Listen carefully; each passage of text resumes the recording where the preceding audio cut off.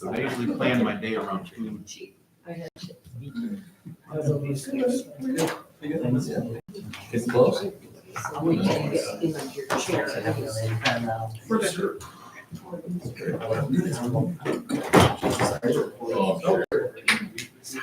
Good evening, I'm calling our budget meeting together. Please join us for a pledge of allegiance.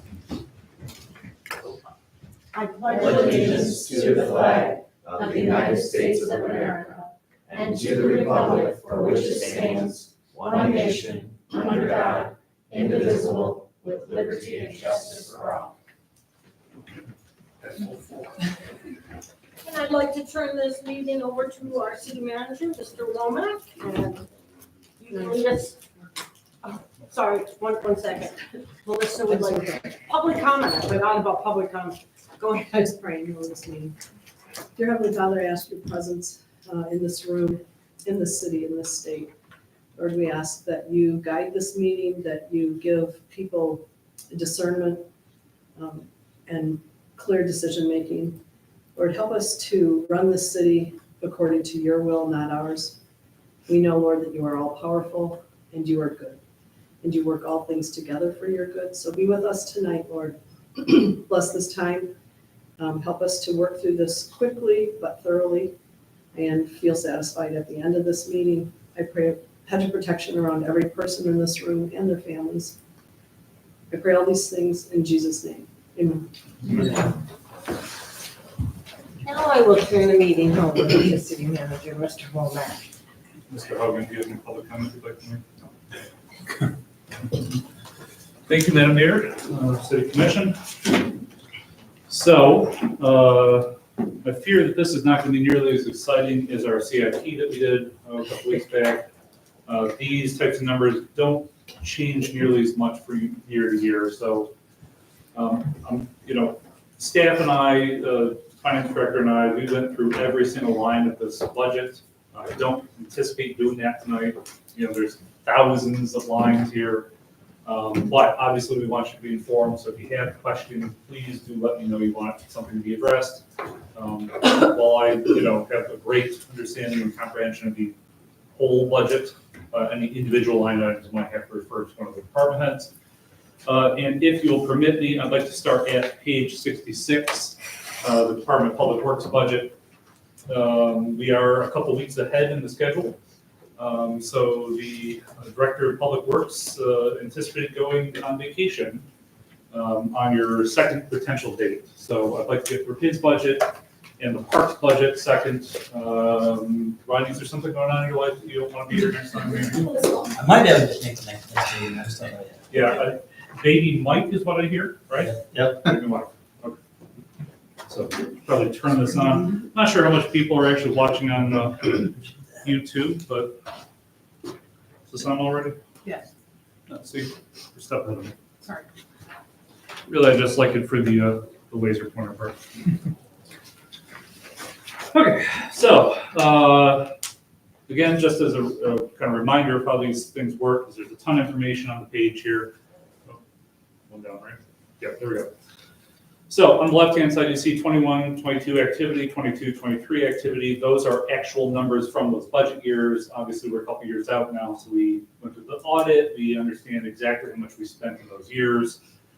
23, 24 amended budget is what has been approved of by the commission, both back in May of last year and any amendments that have been approved, I believe. Kelly, correct me if I'm wrong on that. The 23, 24 activity through 3/13/24 is what we have actually spent so far up to the date of March 13th. 23, 24 projected activity is our best guess and understanding based upon how much money we've spent and what we anticipate spending through June 30th this year. Obviously, we don't know that number, but that's what we project. And then on the far right, you see 24, 25 city MGR budget. Currently, that's the budget I'm going to recommend to you at this point. Obviously, you guys can make amendments, changes, whatever you want, but this is the budget I'm recommending based upon all the work that we've done over the last couple of weeks and months. So, that being said,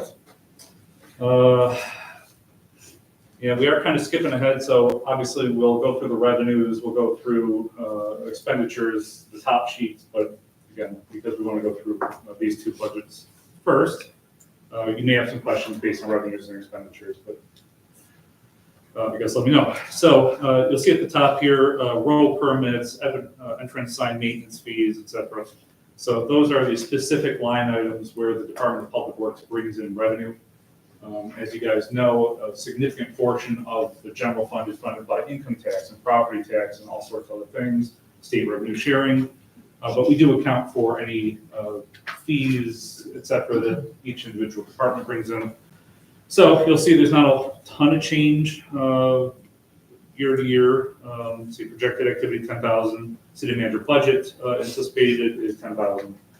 Sometimes it's kind of hard to tell exactly what's going to happen. Depends on commercial development, right-of-way permits that we give out for running cable lines, that kind of thing. Then entrance sign maintenance, not exactly sure what that's from, but it's $1,500. So salary, wages, full-time, obviously our people are always the most expensive part of the budget. Those numbers are usually worked out through labor negotiation agreements, contracts with various department heads, that kind of thing. I believe most of these numbers were worked out by the previous city manager, so I don't have a lot of influence on this number. It is what it is based on the current labor contract negotiations that occurred. You'll see overtime, full-time, the anticipated. Again, it kind of fluctuates year to year, 13,000. We're hoping to get that down a little bit this year. Social Security, health insurance, life insurance, retirement system, unemployment, workers' comp. These are all things that are just kind of based upon the salary we anticipate. There's formulas that the finance director uses to figure those out. Office supplies, postage, uniforms, tools. Again, this is all kind of basic stuff that there's not going to be a lot of change on year to year. Let's see, material and supplies, that's pretty flat and even. Other contractual services, same thing. You see 15,000. Mr. Graham, is there a reason why we've only spent 1,500 so far through March and 15,000 projected? Is there a spring activity that we're gonna, is that I'm asphalt sure or there'll be something? some activity, it depends on if we rent a stuff grinder, stuff like that, you know. So one thing I should mention before, we keep going is, Ms. Hannah and I and the department heads, obviously, we spent a ton of time trying to cut fat out of this budget. There is an old philosophy of adding miscellaneous funds and, we might want to pad the budget a little bit here and there. That's not how I like to run my budgets. I like to have my budgets reflect reality, what we think is actually going to cost. Now, if we have a cost that comes up at some point in mid-year, we will obviously come back to you guys and say, hey, here's the thing, we need to pay for it, please amend the budget. We spent a lot of time taking excess funding out of this budget.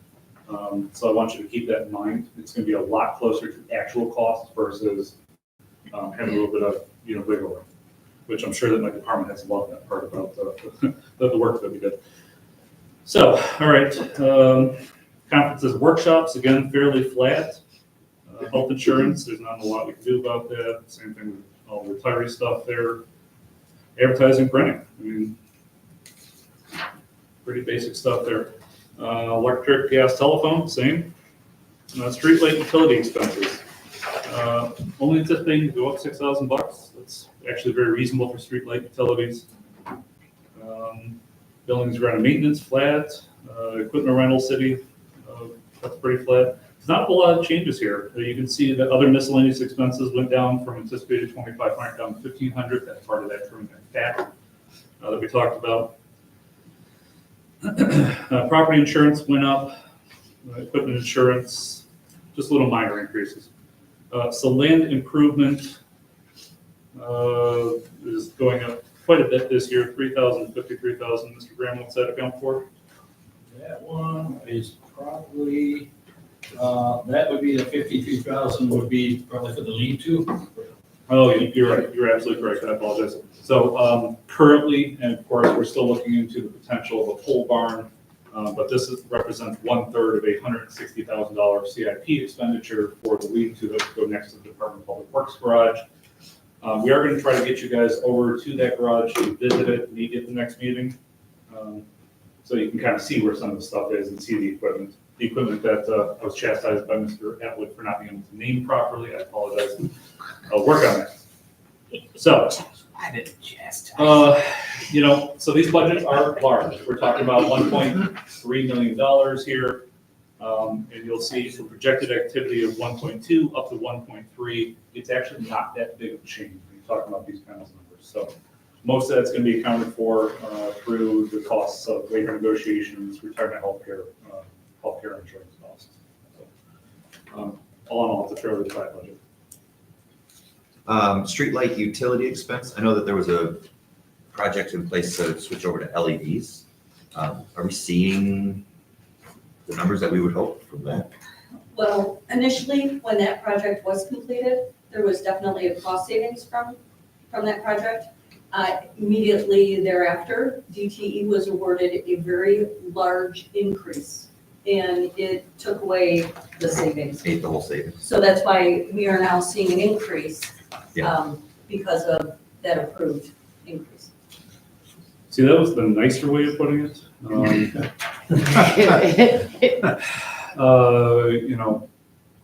The government gives these, rebates and, everything to reduce your costs, and then all of a sudden the businesses increase their costs and their rates. So that's exactly what happened.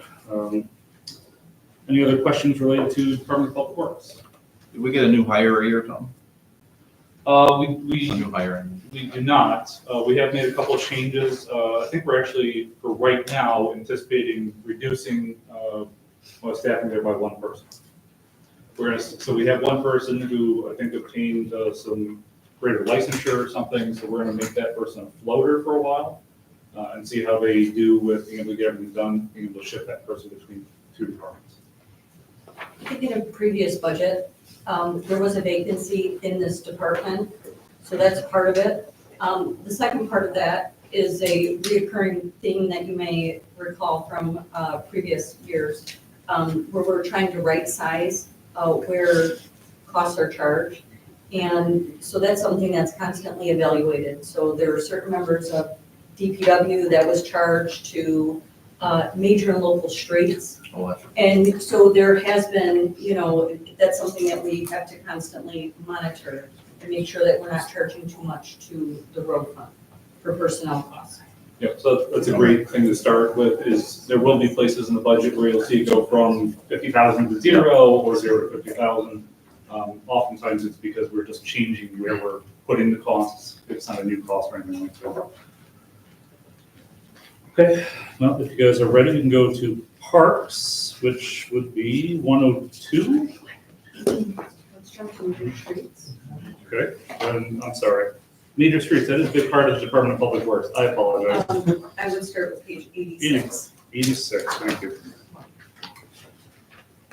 Jeff, do you have to deal with major streets too?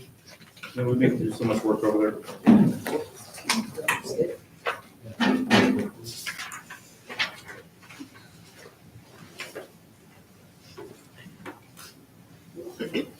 See, I don't know if I can click through all the way. It's easier just to. It'll be easier once we get to the front, so I can just.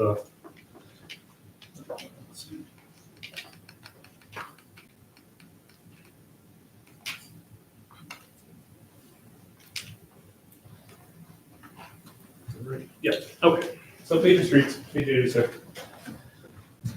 Okay, so again, similar, you're gonna see estimated revenues, all the line items. So gas weight tax, that's the major source of revenue for the major street fund. You'll see $1 million+ there. For the most part, it's a fairly flat curve on the revenue. You're gonna see, let's see here. Expected proceeds sale of bonds, $2.1 million. That's going to be part of that major Park Pine in parking lot number 9 project that we're anticipating doing. I think we could have probably put that anticipated bond sale into the 25-26 budget. So I think it's going to be right around July-ish or summer next year when we're going to do it. But doing the groundwork ahead of time, putting it in this year's budget, and we're going to sell these bonds and be able to use that money going into the next year. So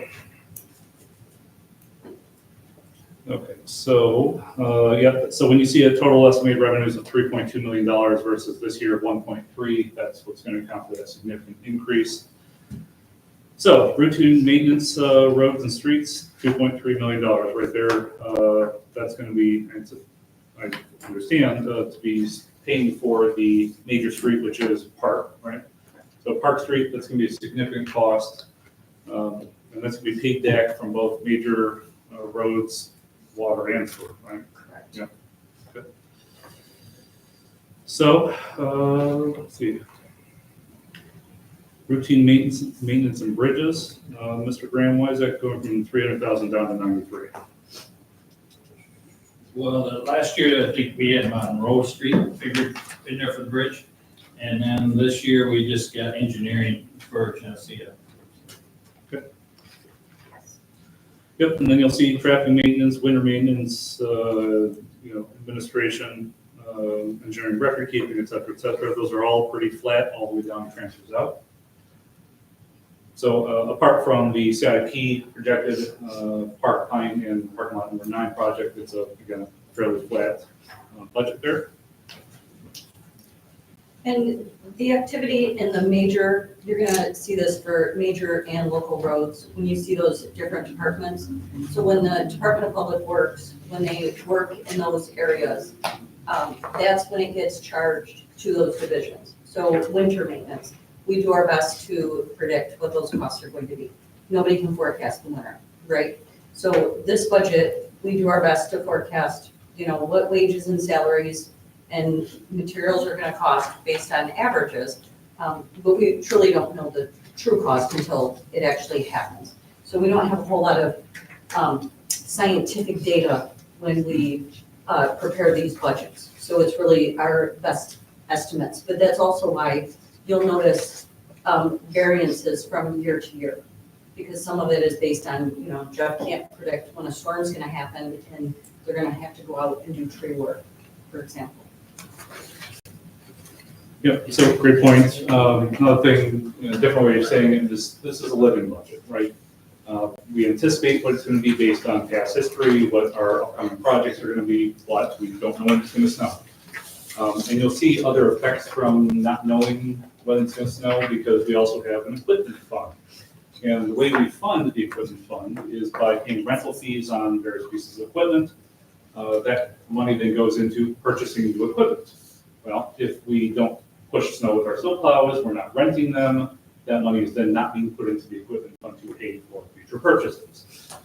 So I think one of the things that we're gonna have to start looking into is how do we fund the equipment fund moving forward?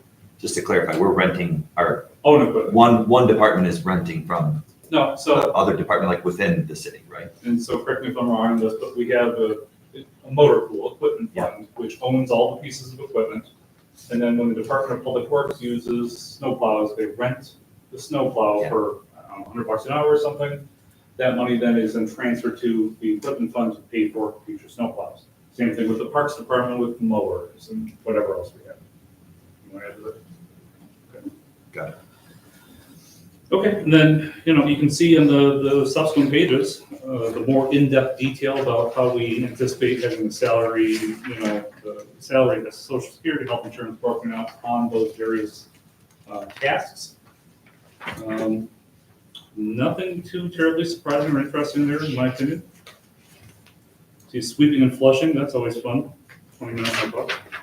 Surface maintenance, $1,000. Winter maintenance. Materials and supplies, that's salt, Jeff? $10,000 Yes, for winter maintenance, yes. Mr. It's right.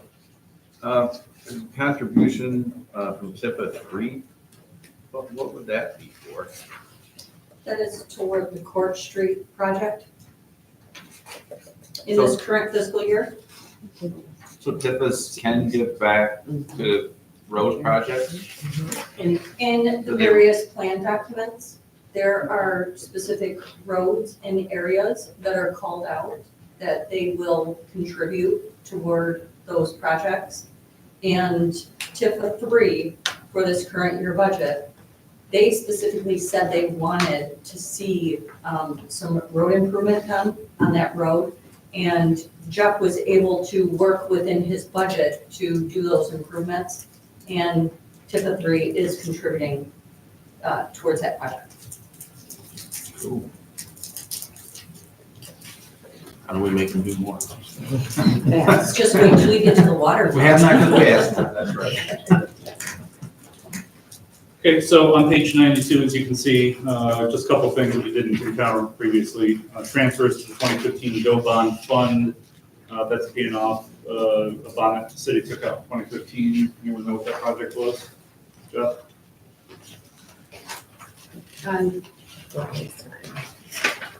There were numerous, on page 133, there's a list of the outstanding bonds and the projects that those bonds had paid for.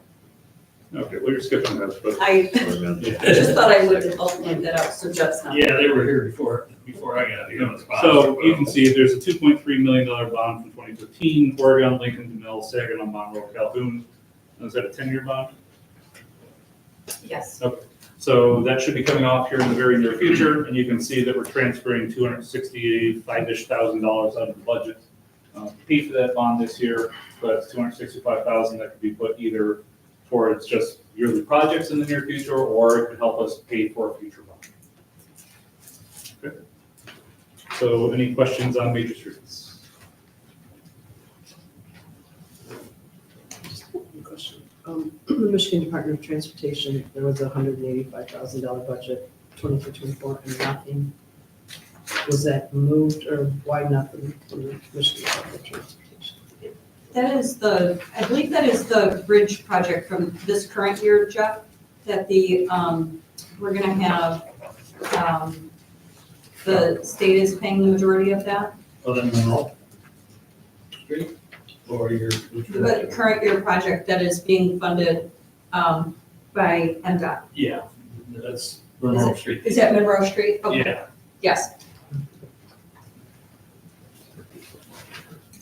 The state is very delayed. These projects, the state pays the contractor, and then eventually the state will send us a bill for our portion.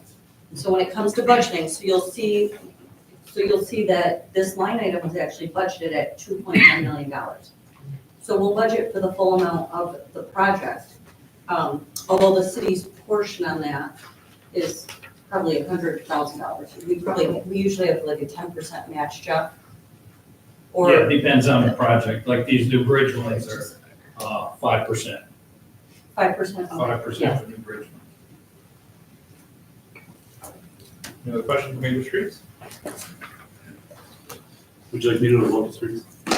Okay, let's do local streets, page 93, starting.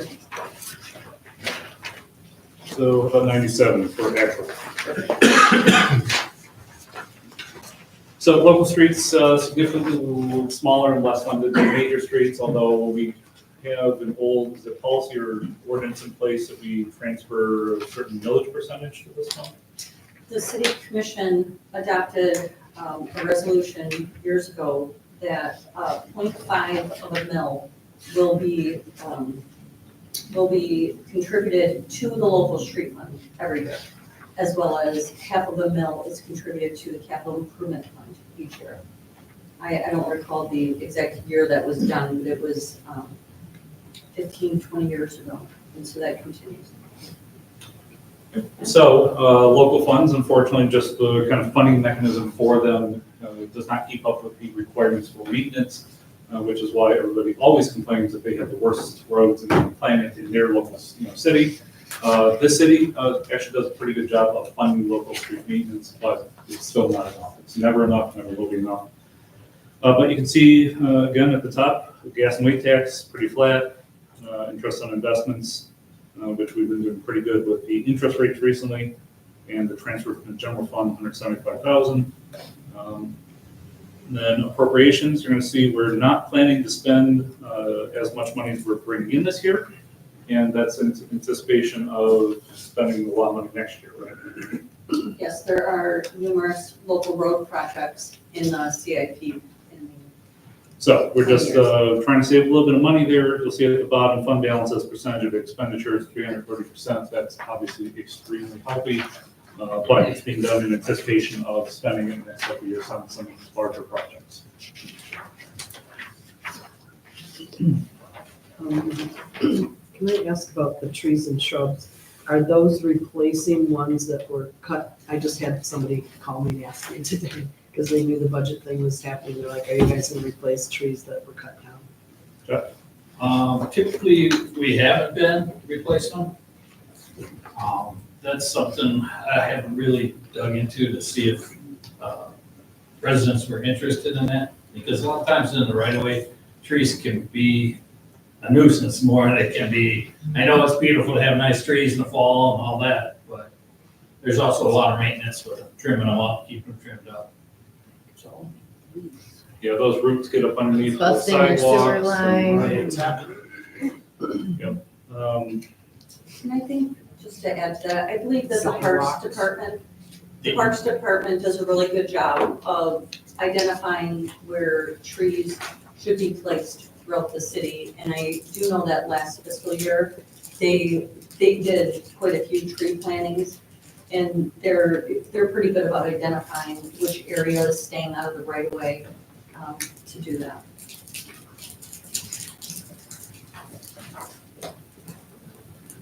So just going through the next couple of pages, I don't see anything that's major that needs to be talked about here. As you see at the header sheet. So again, just saving about 80 or 90,000 bucks this year for anticipated projects. Question before we go on. Please. Land improvements. Yep. I'm just wondering, like, as a general category, I see in this current year budget, it was up to $500,000, but then we didn't spend like almost any of that. That was the Andrew River Estates project that was originally budgeted to be done. And then that project was removed. So is that like a projects category? Yes, land improvements would be a local road, yes, Okay. a local road project. Okay. Correct, yes. I didn't know if it was purchasing land or. No, what. no, and you'll see that throughout the budget in other departments as well. And if you look at the CIP, you'll be able to tie that amount to the CIP. Anything else on local streets? Good, wastewater? Let's go first.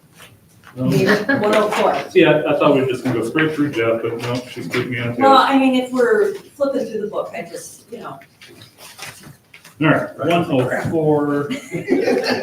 keeping it interesting.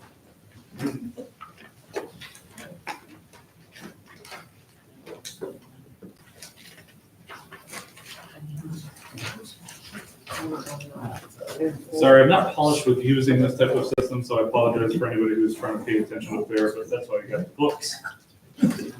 Okay, so page 104, again, same thing, estimated revenues. Let's see here, donation restricted. Any update on that, Mr. Church? Talking about the donation that we're all waiting for? Yeah, $600,000. No, I have not. I usually talk to the gentleman about once a month, and that money is tied up in Portland. Yep. So I'm still a firm believer that we're going to get that, but until we get that, we don't have it. So. So we're trying to be smart with things like this, things where we can't guarantee or don't have a reasonable expectation of having it on a year-to-year basis. So we try to match these with non-recurring costs, usually CIP-based projects. So I know we've, I don't know if we call it earmarked, but like the slide in the rec center is estimated to cost $200,000. So that would be paid for if we got the donation. Otherwise, it'll probably be deferred until some later date. Ronnie, do you have the other projects we anticipated? Yeah, the other one was the tennis court at Crampton Park, and doing that to make it a dual pickleball and a couple tennis courts. Those are really the two main projects that we were looking to fund from that donation.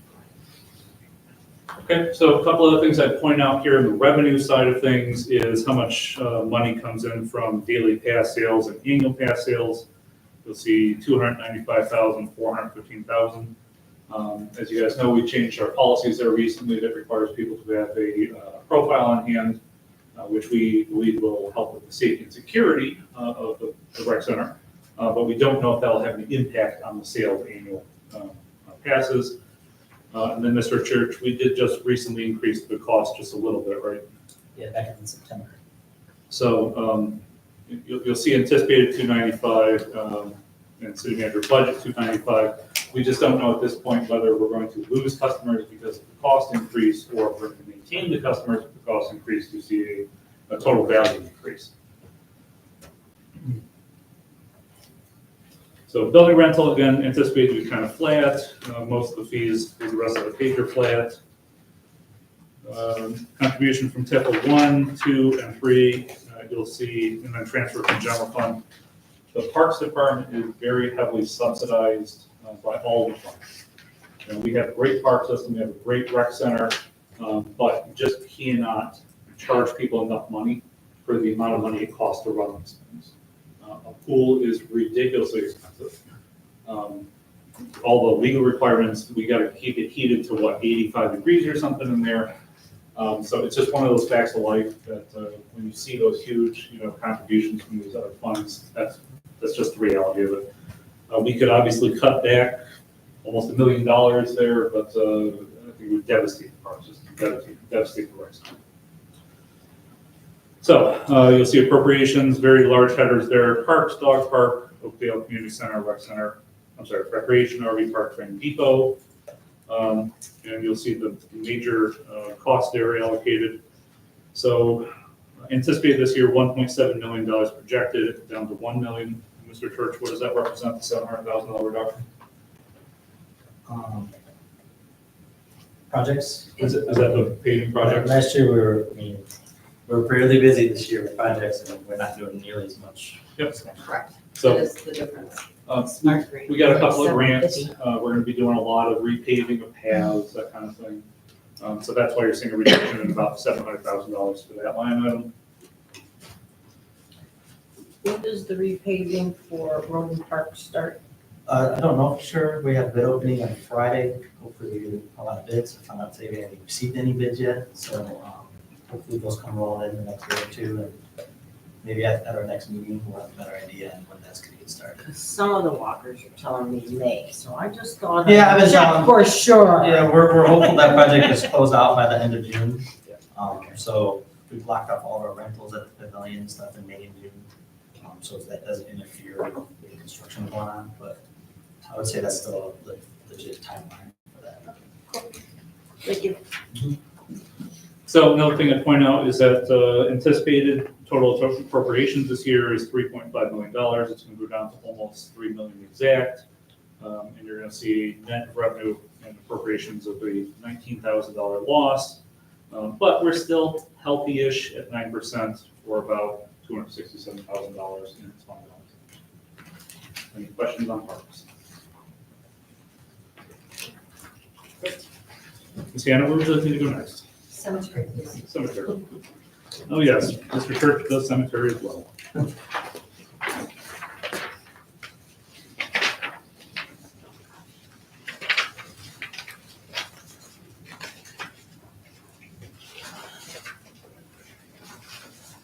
Cemetery fund. Okay, so I'm at 118.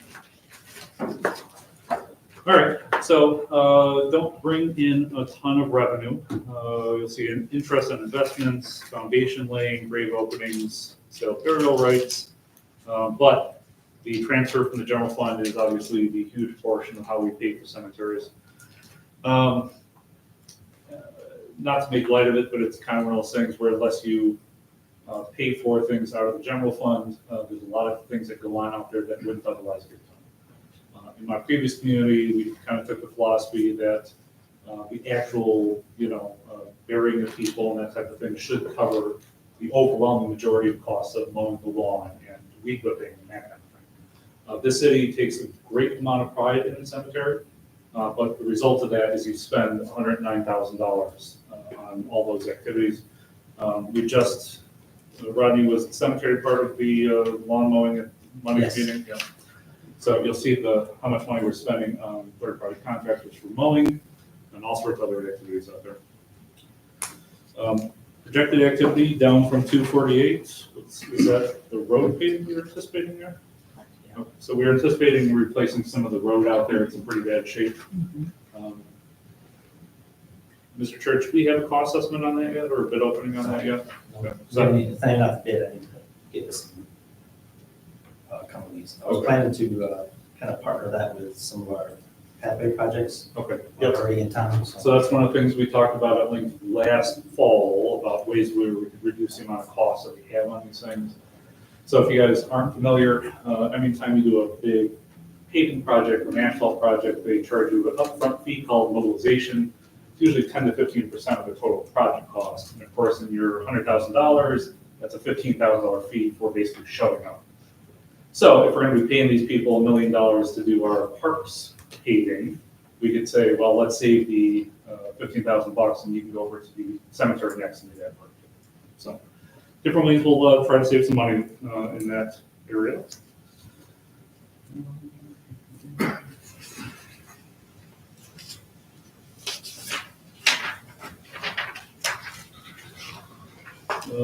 So yeah, most everything else is flat. If you're looking at the bottom of page 119, you'll see that we're about 12,000 to the bad on this line item, but we're still at a very healthy 18%. Again, it's a little artificial because we know that we're funding it from the general fund. Any questions?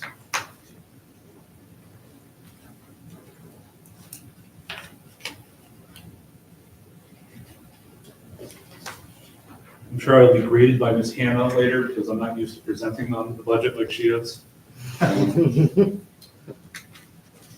And hopefully you all forget about how bad I do by the time my review comes up. Okay, what else we got? Page 151, parking fund. 151 parking fund, thank you.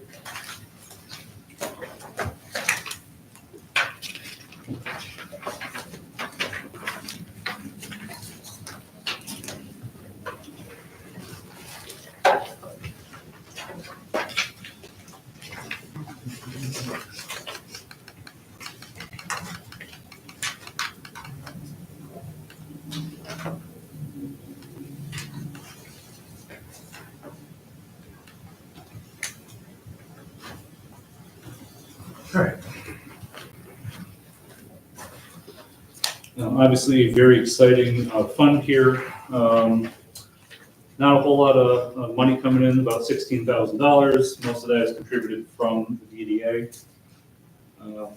So parking maintenance, $17,000, and parking, what is that appropriation for? The majority of that is depreciation and retiree health expense. Is that the person that was Previously part of this department. The majority of this fund is the DPW. They maintain, salt, and plow the parking lots.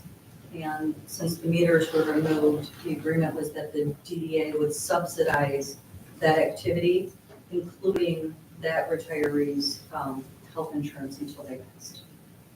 So there's not a whole lot of activity in this fund. But you do say we have a decent amount of working capital. Let's see, where's the working capital? Again, working capital about $215,000. Is that something that we could utilize for parking lots? Parking lot number 5, parking lot number 9, something in the future like that? I believe that you could. However, when I look at the 3 years activity, this fund balance, this working capital is going down each year. So at this rate, this fund would run out of money. Okay. So kibosh is that idea, I guess. Okay, so 152, you can see some of the more detail in there. Again, because it's a fairly simple fund, you're not going to see a whole ton of activity going on there. Yeah, depreciation, land improvement, $22,000 there.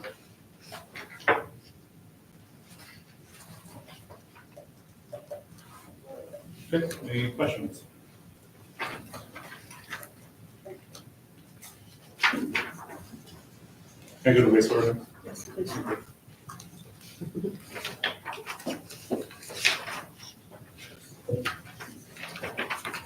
So Mr. Graham did a great job. I'll give you all this written information for a couple pages. If you want to back and read that at some point in the future, but we're on page 159. now on page 159. Okay, so revenues, interest and investments, going down a little bit. Down $38,000, what's accounting for that? Are we just anticipating the interest rates going down a little bit? The Federal Reserve keeps indicating that They're gonna drop rates. they want to reduce the rates by the end of this calendar year.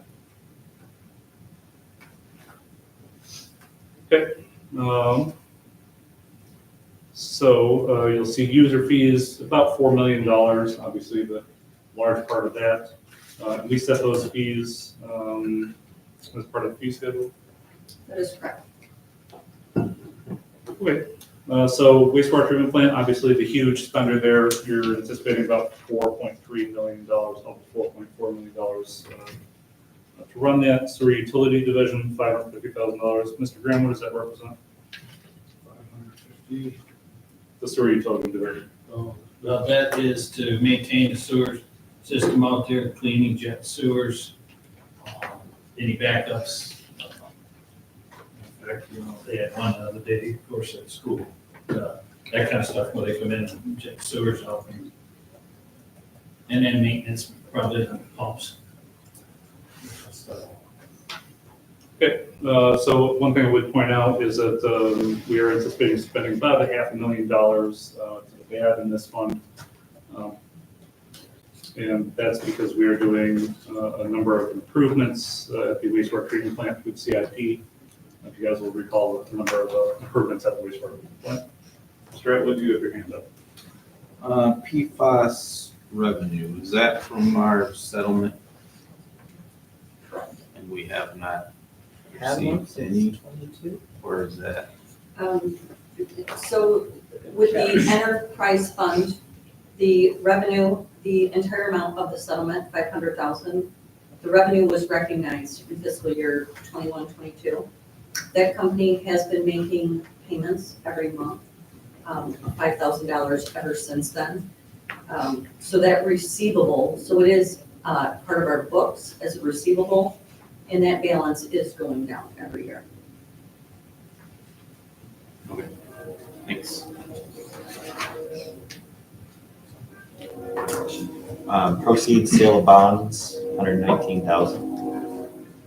Is this, That is part of the Park Street project. okay, And there is, part of that project is in the wastewater fund, and you'll see the same thing in the water fund. okay, so because it's a water project, it's getting paid from here, partially water. Partially.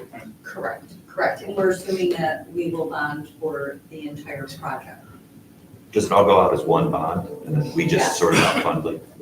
Yes. Yeah, that's more of an accounting track, just keep track of it. Okay, so on page 160, again, mostly looking flat, not a whole lot of anticipated significant changes there.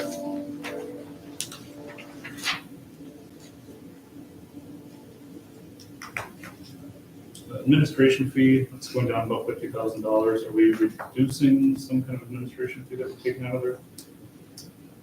That is a fee that goes to the general fund. Yeah, but, That is based on a cost allocation study that I've done. gotcha. Okay. Again, that's part of one of those things where we're trying to have these things reflect reality. She did a significant amount of work this year to make sure that the administration fees that we're charging the various departments are reflecting the actual work that's being done. So that's what is reflected there in that $50,000 reduction. Electric, it's shocking how much money we spend on electricity out there at the wastewater treatment plant.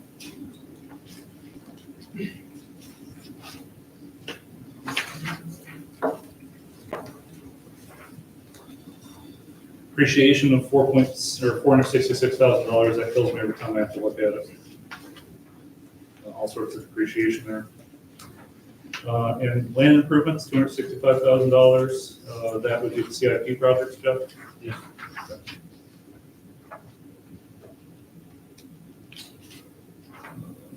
Principal, what does that represent? There is a loan in this fund. Gotcha. significant improvement, I believe, to the wastewater treatment plant. That's from 2010, and that loan will be paid off in 2031. Okay. Mr. Womack, Yes, sir. is the depreciation setting money aside for future projects, or can you explain that category? Yeah, so I guess I view it a little bit differently than Ms. Hannah does. I personally love to see us setting aside money, cash money in anticipation. You know, because these things last 50, 60, 70 years, and then you have to replace it. That's not how the accounting works, so I let Ms. Hannah explain that. Yes, so depreciation is charged every year in this fund, as well as several other funds, the water fund as well. And that's why you'll see a difference between fund balance and working capital. So the working capital represents cash in the bank, if you will. Because if you look at this fund, you will see a fund balance that's significantly higher because it's the asset, the value of the assets is making it higher. But no, the city, I mean, from government accounting standards, we're required to record depreciation every year. But that money is not set aside. And the obviously important thing is the value of the assets. We can't sell the sewer pipes, right? Mhm. So they have a value, but they're not actually an asset that you can sell.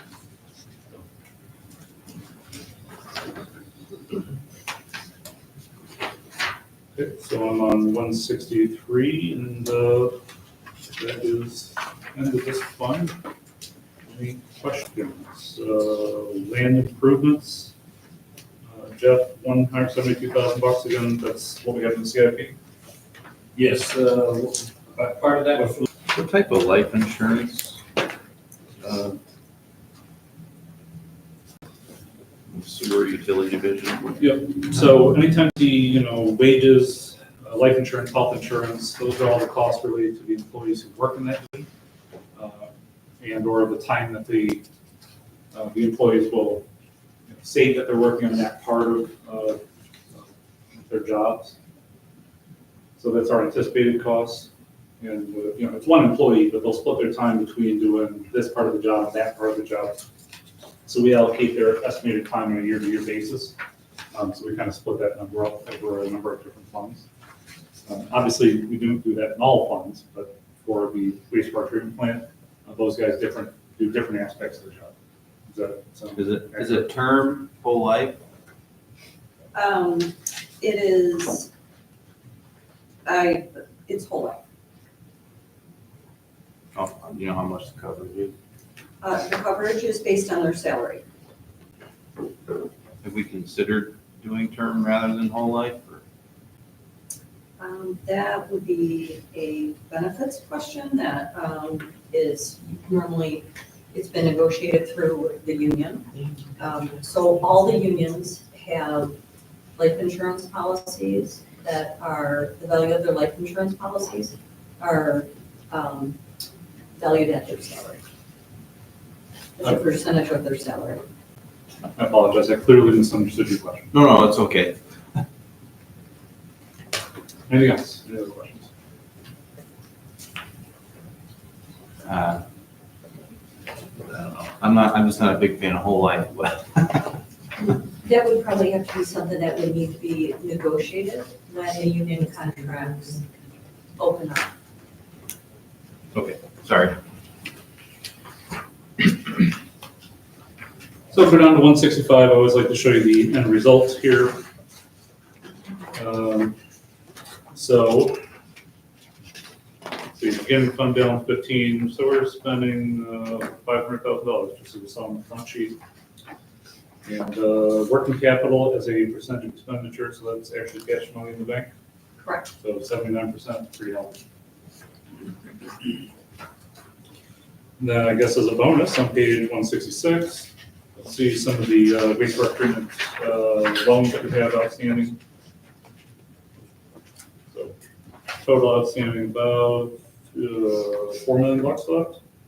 And you said that was a 30-year, 20-year? Here. 20 years. Okay, any other questions before we go to water?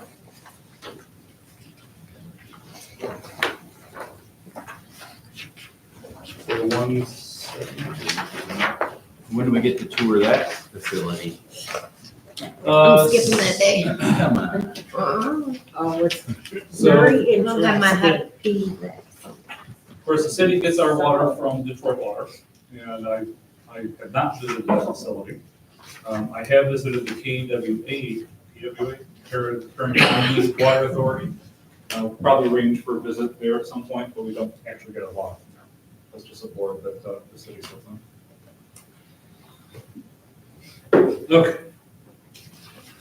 So, 170, so you're gonna see proceeds sale bonds. That's again, going to be related to that Park Pine and Park Lot number 9 project.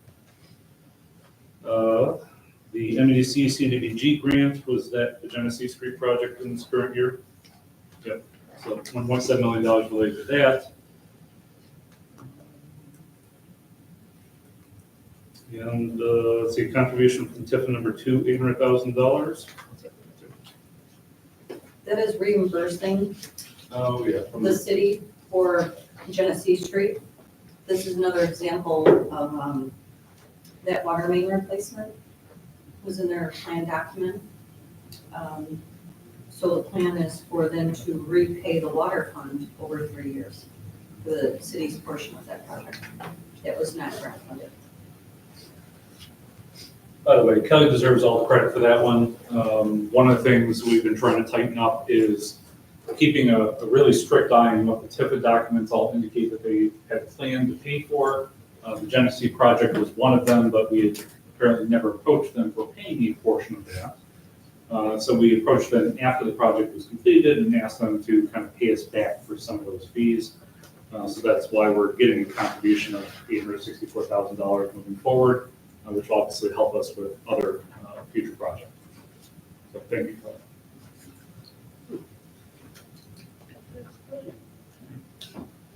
So water operations transfers out, again, fairly simple because we simply don't provide the water ourselves like we do at the wastewater treatment plant. And again, we set the fees based on what we're charging. Fairly simple budget there.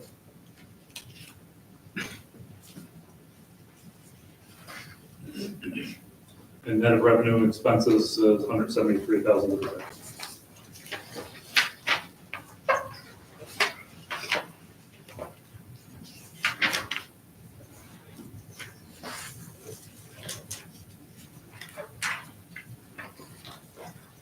Just going through the next couple of pages, see if there's anything of interest I want to talk about.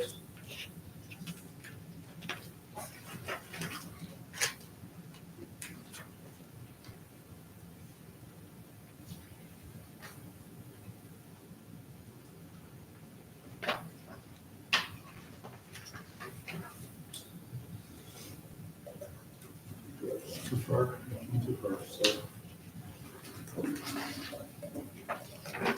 Land improvements, going from 5 million down to anticipated 1 million. Jeff, what's that for, the $1 million? Water fund, that is, I think that's in the CIP again with the tower removal, I think, you had 350,000 there. You had Pine Street, and the lead two is also off the water fund. Jefferson State Engineering, lead, and I think some of the money's for lead service line replacement, the ones that we're doing ourselves. Good. So again, I apologize. The CIP is way more exciting, I think, than this stuff, so we're trying to get through it. But any questions on the water fund? I had that highlighted, so let's See? ask. See, I anticipated we were mind blowing there. Okay, anything else? I'm just gonna move to the next motor. I have a question. So they're all DPW workers, but they're getting paid out of both the water and the wastewater fund, right? So, you know, we have a number of workers that are generally assigned to one aspect or part of the Department of Public Works. Now, we do have some people who will float, like we were talking about Yeah. earlier. We've got one person who's in the water section, but we also do streets a little bit. But yeah, I mean, that's why it's kind of split up into different funds, and obviously we have revenue and income coming from different sources. And I know we haven't had a chance to visit there, but just rough estimate, how many employees? Total would be like 22 of us. Okay, and then streets, That's wastewater, Water. streets, office girls. Office employees. Thought it, but I didn't say it. Anything on water? Okay, we would like to do motor pool next. Correct. 183. Sorry, 24.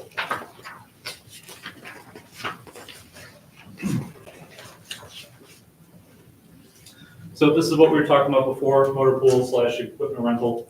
You'll see there at the top, the revenue is equipment rental, the $1.1 million. That is when one of the departments takes one of our pieces of equipment. We have a, what is it called, State of Michigan? It is And the rental, MDOT rental rates. There you go. And that rental rates, I don't know, I've never really agreed with what they say is the rental rates, but it's what we charge the various departments for using the equipment, which then goes into this one. Okay. So then you see motor pool, very simple, $1.6 million anticipated, which means we're about 400,000 to the bad. So you want to get into our anticipation of having to fund this in the future with general fund dollars? Possibly, maybe. Possibly. This is a fund that we're going to need to keep an eye on. We've also been having discussions with Department of Public Works and other departments about making sure when we're replacing equipment, are there better ways that we can replace the equipment? Mike's really been challenging them, Still in my thunder. do you really need that equipment? He's been doing a great job at that, looking at, ways that maybe we can share equipment, thinking outside the box. And Rob Underhill, the mechanic at DPW in the motor pool, he's even talked about ways that, they can possibly save money. So we are keeping an eye on this because the working capital is low, in my opinion, in terms of all the equipment that we have scheduled to be replaced. But they're looking at, better ways to replace the equipment, share the equipment, as well as making sure that we get the best return on our money when we are replacing a piece of equipment, getting the best sales price. So she stole my thunder. This is not unique to the city of Lapeer. We have the same exact problem in Cedar Springs. But she's absolutely right. We really hammered on this as an issue. A good example is the wastewater treatment plant. We have a zero-turn mower out there that's 20 years old. It's got about 700 hours on it, and we want to replace it. This thing's cost $15,000. And so if you guys know anything about mowers, you can put 700 hours onto a mower in the Parks Department in one season.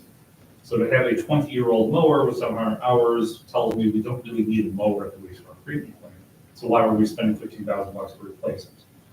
So Mr. Church very happily volunteered that our Parks Department folks will instead take over the mowing of the wastewater treatment plant. It's not a huge area, but is an area that will add some time and effort to the Parks Department, which then kind of shoehorns into some of the other stuff that Mr. Church and I did this winter. We went out to all the parks and we tried to find areas that maybe were mowing a little too much.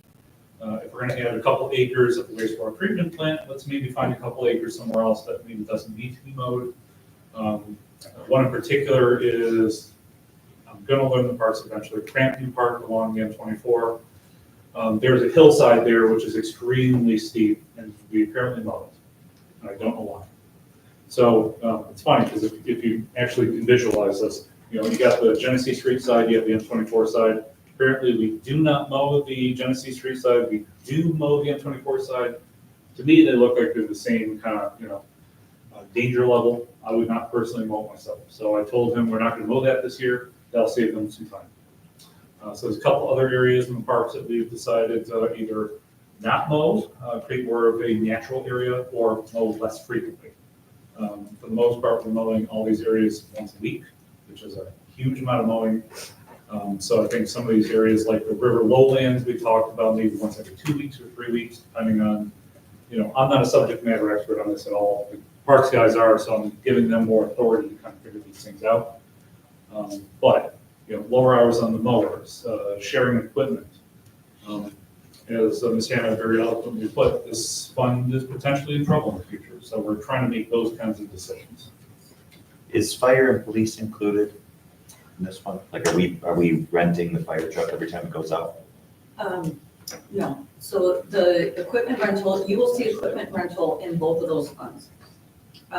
We do not calculate their equipment rental based on every time they use the vehicle. Instead, I work with DPW and we look at how much money do we need to set aside each year. So this would be similar to the depreciation that you're talking about. So in some ways, yes, we do fund depreciation. This is a perfect example. We look at how much money do we need to set aside each year to replace that patrol car? And how much money do we need for fuel and insurance? And we do the same thing with the police vehicles, or I'm sorry, the fire vehicles, but not the fire trucks. But that's something that you will see for the first time in the fire equipment fund, where we are starting this in fiscal year 24-25 to set aside money for those large fire truck replacements. Like the fire chief's personal vehicle? That is part of, Like yes, police so car. in the fire department, when you look in the fire department itself, you will see equipment rental. And that equipment rental is for the fire chief's vehicle, it's for the fire marshal. So there are numerous vehicles that we are setting aside money for. But the large fire engines, for instance, the $1 million fire engine that was recently approved by the commission, is not in this fund. But we are taking steps to set aside money for those future replacements, so we're not scrambling to find the $1 million. You keep stealing all my good news, right? So, again, it's just one of those things that I personally don't agree with the way I like to budget things. If we know that we're gonna be spending millions of dollars on a fire truck, I don't wanna be the city that says, oh, well, I guess we got to the year where we need $1 million fire truck, we're just gonna pull it out of fund balance or something like that. I want us, and we're going to, as Ms. Hannah indicated, on a year-to-year basis, set money aside. So that when we have $1 million fire truck, we should have $1 million to pay for it, set aside for that purpose. And of course, the reason we're doing that is instead of just trying to generally save money with fund balance, we anticipate that cost and then we can adjust all of the other costs in relationship to it. It's a very kind of conservative way to budget for it, but it's appropriately. Another good example for this fund is a gator that we want to purchase for the wastewater treatment plant. You guys know what a gator is? Okay. A new one would cost roughly $25,000. I don't know if we need a new one. We're talking about something that's just going to do little jogs around the wastewater treatment plant. So I've challenged Mr. Graham to spend $12,000 and maybe get a used one. If we can't get a used one, or if Mr. Underhill, the mechanic, doesn't think that's a good idea, then we'll pay for the cost of a $25,000 gator over a 2-year period. $12,000 this year, $12,000 next year. Another thing that Ms. Hannah alluded to is trying to maximize the dollar amount that we get for the sale of our assets. We talked about this at CIP, the vac truck, which is not a leaf vac truck, it's a sewer vac truck. It's a huge cost, $500,000+. But we have one currently, and we anticipate that we could probably sell it in the $300,000-ish range.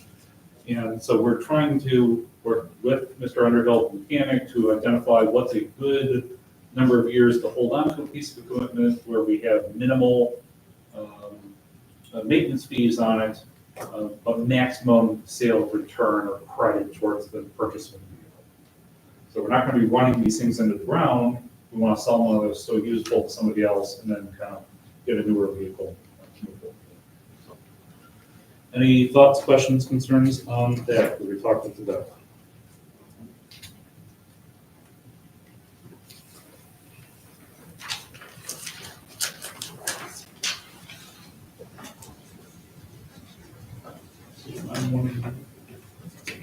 27, just so people on YouTube can see it. Well, let's see. Pull under the budget. Yeah. Oh. Where did I go next? I would suggest starting at the general fund and just going through every department that we can cover. So, Mr. Graham, Mr. Church, do you feel like you're no longer bound to be here next week? We have to come back. Is there anything that you guys would like to address in the budgets? No, you did a great job. Oh, I appreciate when you lie to me. Start on page 27, Mike. Go through revenue. As Ms. Kenny indicated, page 27, and I will skip forward on the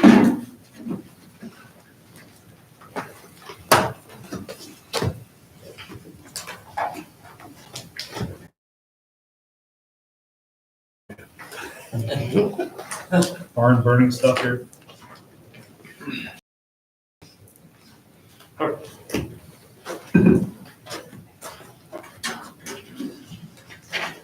Okay, general fund summary. This is going to be a summary of kind of where all our revenues come from. So current real property taxes is accounting for about $2.7 million, up slightly from projected activity. That represents new houses and stuff that are being built, new buildings being built. You know, the planning and zoning building department, they're steady. I wouldn't call this a really on fire type of building season, but it's steady. Taxes, component units, that is us taking money in from the other units and then paying them. This would be county, schools. No? No, that is, Okay, I got that one wrong, I apologize. that is the portion of the city property taxes that is captured by the DDA as well as the TIFAs. So that's the total amount of city property taxes that they capture. Okay, similar, just different bodies. Thank you for that correction. Current personal property tax, $519,000. Ms. Hannah, where are we at with kind of the loss I have? Is that still an ongoing? Yes, that, the industrial personal property is 100% exempt now. The city itself does not receive any reimbursement from the state for that loss of personal property tax. The year after this went into effect, the city had a large increase in personal property tax. So the way the formula works, we do not receive a reimbursement. However, the TIFAs, they receive a significant reimbursement from the state for the personal property tax. And the state did increase the small taxpayer exemption. However, it's surprising how many taxpayers don't take advantage of completing the exemption form, and they would not have to pay personal property taxes. Okay, so a couple of things I would point out here. Obviously, the income tax is a huge part of our budget each year. And then marijuana tax, Ms. Hannah, remind me how we decided to tackle that this upcoming year. We're just not counting it until we actually receive it. Correct. So we do anticipate we probably get about $350,000. But again, this is part of the conservative budgeting that we're trying to undertake here. We don't want to count it until we actually get it, because it's a non-recurring fee. There's also, non-recurring revenue. So I don't want to call it bonus money, but that's kind of how we're going to treat it. And we're also not setting this money aside in any way. This is money that's being put in the general fund to pay for whatever the general fund's paying for.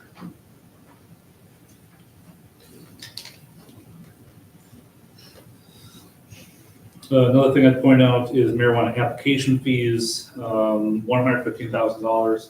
That is the $5,000 license fee that each of the marijuana businesses pay. That's obviously going to be important when we start talking about some of the marijuana ordinance changes we proposed, or we may propose in the near future, I should say.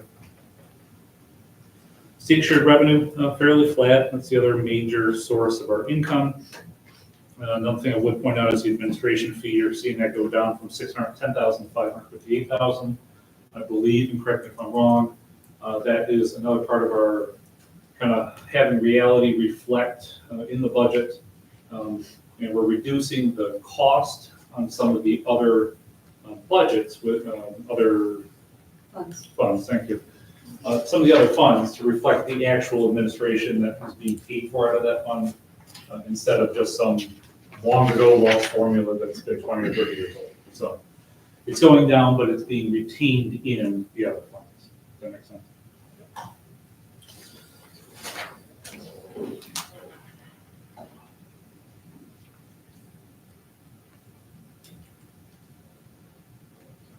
Jeff, feel free to tell me I forgot to advance it if that's what you're looking at. I just want to ask you on the interest on their investments went down 30,000. Is that just because of interest rates or? That is completely tied to the interest rates. As Hannah indicated, the Fed's been stating that they're going to reduce rates over the next year, what they say, 7 times or something crazy. So we anticipate interest rates that are being paid out on our investments will go down. So another thing I'd point out, fire runs and protection, $487,000. So they do bring a significant amount of money each year from the services that we offer to the surrounding townships. Michigan Section 8, again, we've got a lot of departments that bring in a good amount of money, $180,000 there. And you'll see some of these contributions from TIFAs. And the end total at total revenues is $11.3 million anticipated. Going down about $500,000. Did we write down why that was? A big portion of that is the reduction in the contribution from the TIFAs.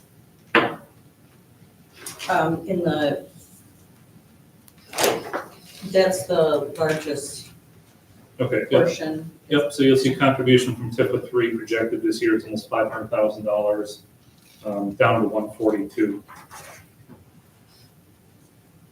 So again, it's a significant amount of money, just looking at it from a perspective, it's $500,000, but overall fairly flat for an $11 million budget. I'd like to have a question on, what is Act 415 penalty? That is the penalty, that is the property transfer affidavit penalty. So when you purchase a piece of property, you have so many days to file your paperwork with the assessor. And the state law says that if you don't file that on time, you will be fined for every day that you're late. And so the assessor every year calculates that penalty and it goes on the taxes, the summer tax bill. Thank you. I'm Yes. glad she knew that, because I totally did not, and I know my wife's gonna punish me later. for I've that. looked at these budgets 100 times, but it stood out to me today. And I don't know what that is. there was a particular, I believe there's a particular development that received a significant penalty. There were, it might have been a whole subdivision, it was quite extensive. So we did have a particular large amount.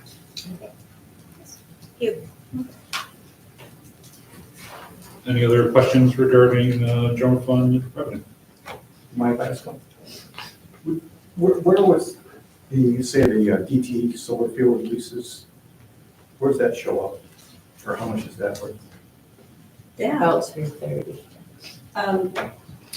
So if you, at the top of that page, the lease agreements, there's one of them, the $126,000 in the 24-25 budget. The other lease agreement is received in our capital improvement fund. So at the time that was negotiated, the city made the decision to put half in this fund and then half in the capital improvement fund.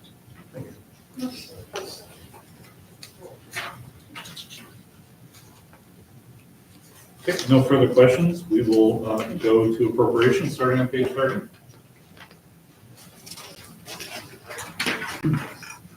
Okay, so this is kind of where the fund starts. General fund obviously is the largest part of our budget.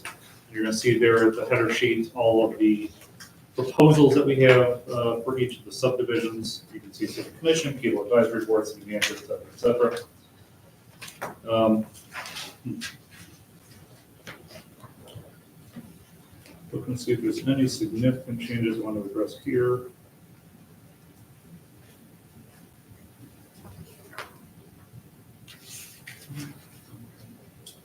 Transfers out, going from 2.4 million down to 1.5. Ms. Hannah, what's that represent? The majority of that is the Parks Department. The contribution in the current year was, I believe, 1.1, 1.2 million, and that is down. This next fiscal year is just under 700,000. So that's the largest chunk, is the reduction to the Parks Fund,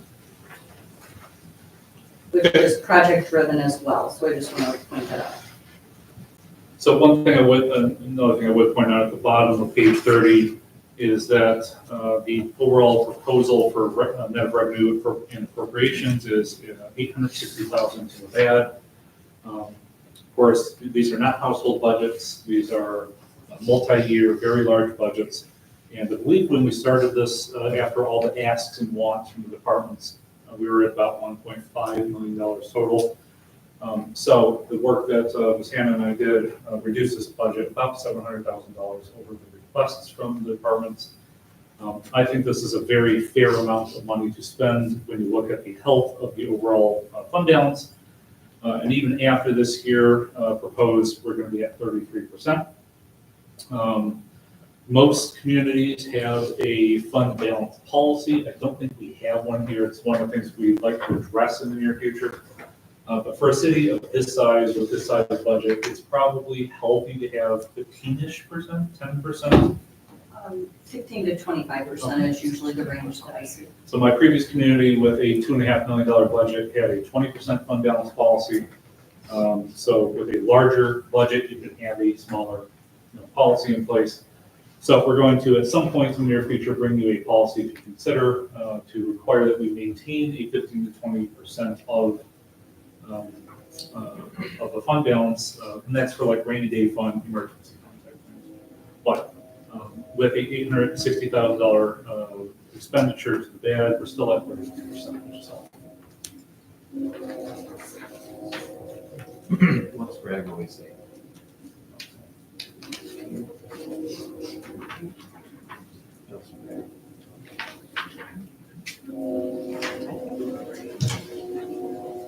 Are we evoking former mayor that would share with us? Yeah, I just, we always nitpicked on what that Yeah. fund balance was. And I'm thinking it was around 15. Do you recall? I don't, but 15 is usually the minimum. Okay. There are some, That's why he was I using thought he that. said 18 maybe. Okay. there are some very, very large inner-ring communities that maintain policies as low as 3 to 5%. That's not something I would do. That'd be scary. It's certainly not appropriate in a community this size with the budget that we have, but that's something we'll tackle in the near future, not today. So let's go to page 32. This is the city commission budget. We do pay you guys $20,000 total over the year. Memberships and subscriptions, you'll see that's fairly flat. Conferences and workshops, we anticipate dropping that about $4,000 based on what we've seen recently with the conferences you guys have been going to. We may have to come back to amend that at some point, depending on how many conferences you guys go to. Obviously, we don't know how many conferences you want to go to or not. Yes, and of course, one of the conferences is at Mackinac Island, which can be fairly expensive. So something we'll have to just keep an eye on there. Community promotion, $3,000. Mayor's Exchange Day, Madam Mayor, I know you asked me about that. I'm still looking at it. One of the places that we might try to go to would be the city of Brighton. I know the city manager over there fairly well. Ms. Hannah knows the city manager over there pretty well. They just got done doing a fairly extensive sidewalk improvement project, which I've not seen since they completed it. But I think it's one of those cities where we can learn a lot about how they went through that project. And if you guys haven't visited the city of Brighton, it's just great for the community. Is that something that city managers do for fun, is go and look at each other's Oh, sidewalks? absolutely, absolutely, 100%. got great sidewalks. I do, because I walk the city.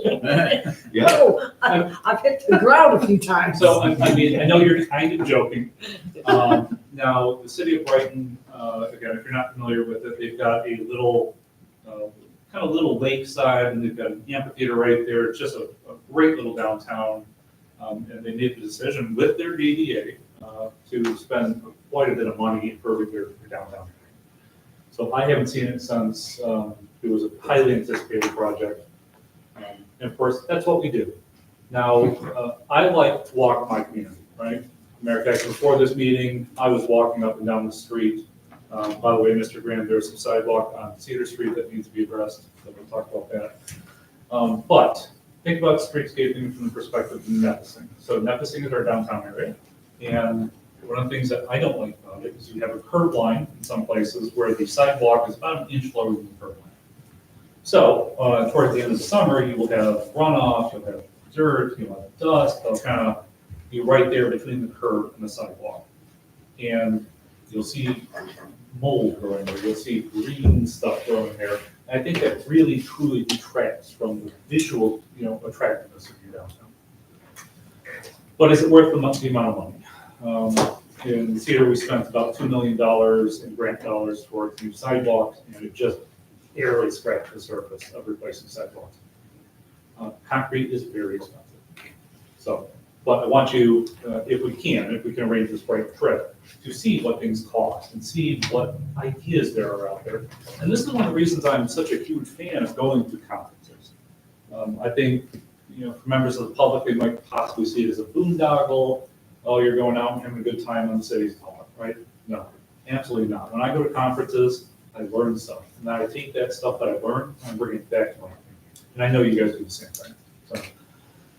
So Mayor's Exchange Day is one of those things that we would do, except it's instead of a conference, it's you get together with the elected officials of another community. And then they come here. Yep, and then we can do the reverse. We get to show off our city.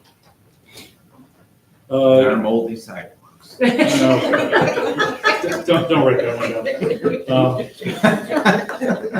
But Oh, sorry. so you'll see a slight reduction from projected this year, 55,000 down to 51,000. Any questions there? People Advisory Board is extremely simple budget, I'm not going to talk about it. So city manager.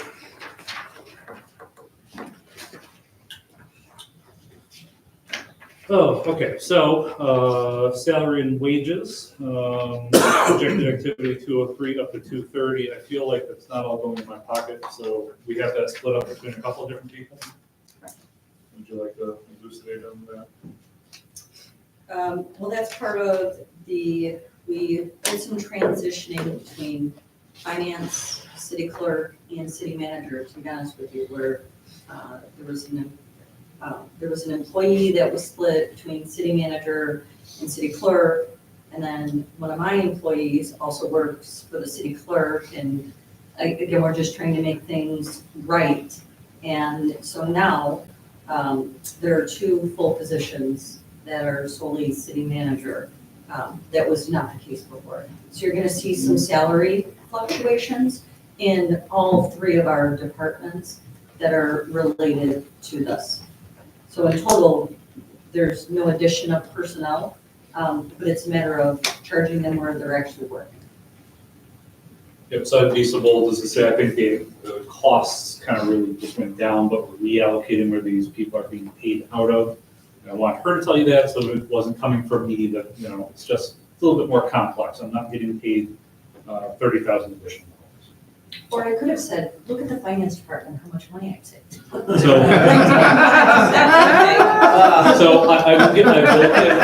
I will give Ms. Hannah some props. She is very good at saving money. And she has got probably the most flexible department as far as cross-training people. She's got people working in the planning and zoning department. She's got people working in the building department. We're taking one of her best employees, and that person's no longer doing finance work. They're gonna be doing more city clerk work, right? So she's a great trainer, and she's really good at kind of working on the fly and being very flexible with that. So thank you very much. Salary and wages part-time, you'll see $55,000 from the 23-24 amended budget. That was for a social media person that it said not to have. I hear that the city's Facebook page has 1,000 shares on something this week, so I think we're doing okay. Good job. Yeah. That did raise quite a stinking. We don't do funny. Yeah, I was admonished by the mayor for that today. Of course, another thing that we should anticipate, although it's not really strictly reflected here in the budget, is that Tracy anticipates retiring this year. So we'll see some changes with how much money we're outlaying for that. Not entirely sure if I'm going to replace her in a one-for-one capacity. She does excellent work, but it's, you know, some of the stuff that I used to do for myself. So we might split it into more part-time role. We may take the employee that we stole out of finance and give her some of the roles that Tracy does currently. Again, just one of those things where I like to minimize our costs.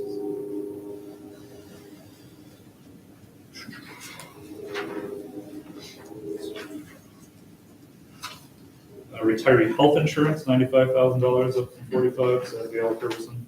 No, that would be potential Tracy retirement. There you go. Thank you.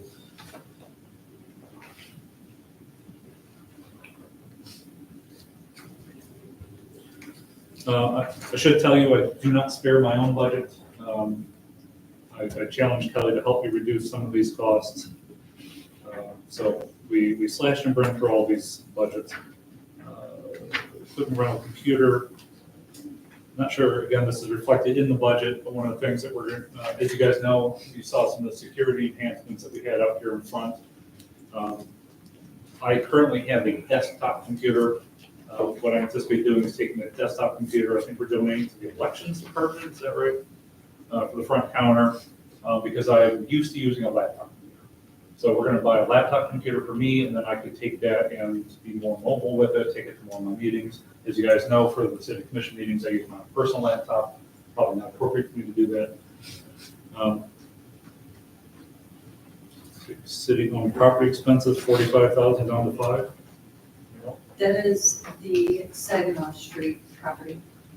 So the 45,000, you have to realize this budget, we start preparing this budget in December. So the budget, this does not reflect the recent approval of the demolition, but we knew that there were increased expenses for that property.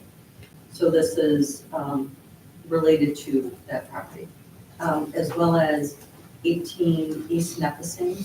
There's been studies that the commission has approved, and those expenses are coming out of this line item also. What's the demolition in Saginaw? That would be the old White House that used to be a rental. Stradwood, did you ever have it? Community promotions, we only spent $13. What's the deal there? Well, again, thinking back a year ago, when the current year 23-24 budget was prepared, it was prepared with Mr. Curvison and myself. So at that time, Dale was retiring, but didn't know what the new city manager may or may not want. So some of these were not at Mr. Womack's request, it was at Mr. Curvison's request. Do we know what I spent $13 on? Rubber ducks. So, okay. Really? I mean- See, again, she's stealing my jokes here. Really? So one of the things that I like to have in my office are toys for kids. So one of the first things I did buy when I got there were these little rubber ducks. I think they're all police and fire ducks, right? gave a couple to staff for them to decorate their offices with, and I gave the leftovers to the police and fire departments, and little things you can hand out to the kids for, fire and police. Another thing that I do like to have on hand, we have here in my office, are toys for kids. So this started when I was an attorney. I would go to McDonald's, get the Happy Meals, and have toy in my briefcase. Because if you're trying to talk to an adult and their kid is being rambunctious, because obviously the adults talking is very boring. So I like to have something on hand for the kids to play with if we're having adult conversations. So we have some crayons in the office. We've got some Matchbox cars in the office. We've got some fidget toys, I think they're called, in the office. So that's probably what that $13 went to. Of course, I spend my own personal money on this stuff too. Just don't spend 5,000 on rubber duckies. No. Don't want to. Look at my closet full of rubber duckies. Any questions on that budget?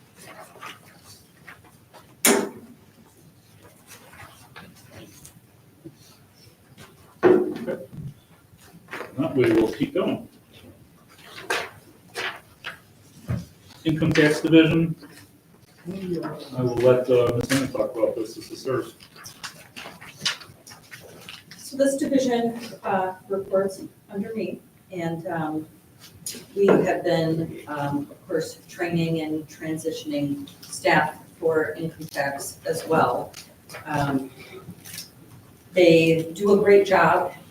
Currently, this department is staffed by one full-time person, and then I have 2 other employees that are a shared position. So they work in income tax when needed, they work in finance the rest of the time, they're helping building, planning. They're just great employees that are able to work where needed. So, any questions about income tax? Good, moving right along. City clerk. If you guys haven't figured it out by now, we're calling on you to talk about the various aspects of your budgets. Again, you see a little bit of estimated revenues, business registration licenses. This is one of the tasks that the city clerk has to chase down businesses for their, was it $50 per year? 25, unless they're late. Yes, thank you. So, is there anything I want to highlight?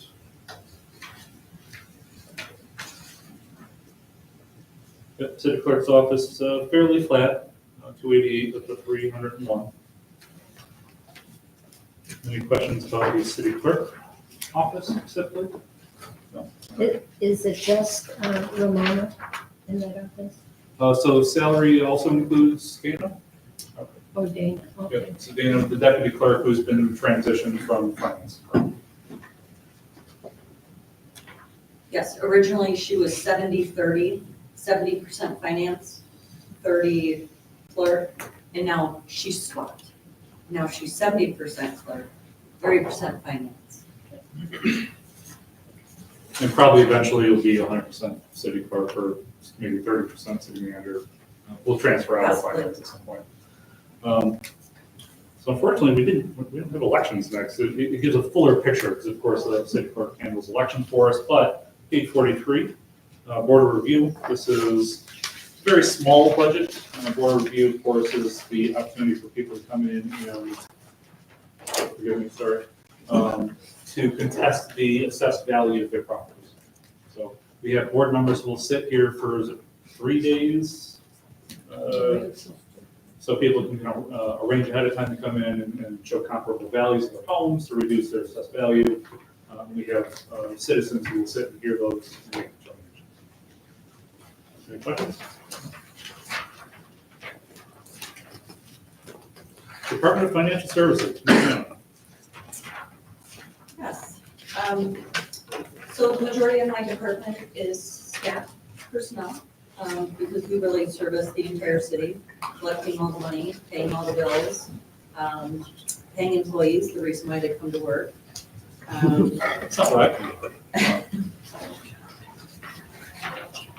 Any questions on financial services? Okay, GIS. I really wish we had more going on in this department. GIS is a hugely important a very useful tool when it's operating correctly. I think this is one of those areas where you're gonna see some cooperation between the county and the various municipalities throughout the community, but probably in the future. So not a ton going on here. So there are some costs. Is this the assessor cost there? Yes, so GIS and the next department, assessing, you will see increases if you look at a year or two ago, compared to this year and next year.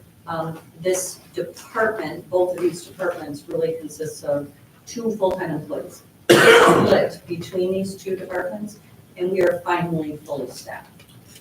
So we had some problems hiring the second full-time position. Yes.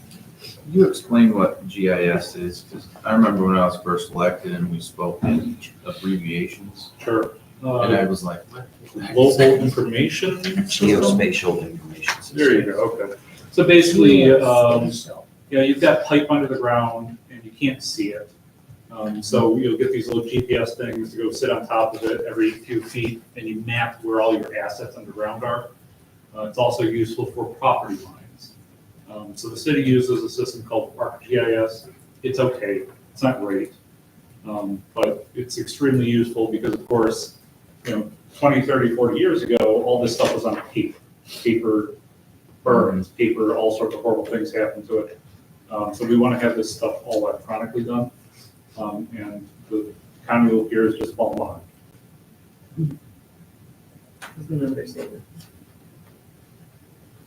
Okay. City assessor, again, Ms. Hannah stole my thunder a little bit. She always gets the ones where I know the information ahead of time, so I apologize for that. We were able to hire a second person in the office down there. This will be a common theme over the next many years. It's difficult to get people to come in and do some of these jobs because it requires special requirements, and there's just not that many people pursuing public service. So we're very thankful we were able to get that position filled.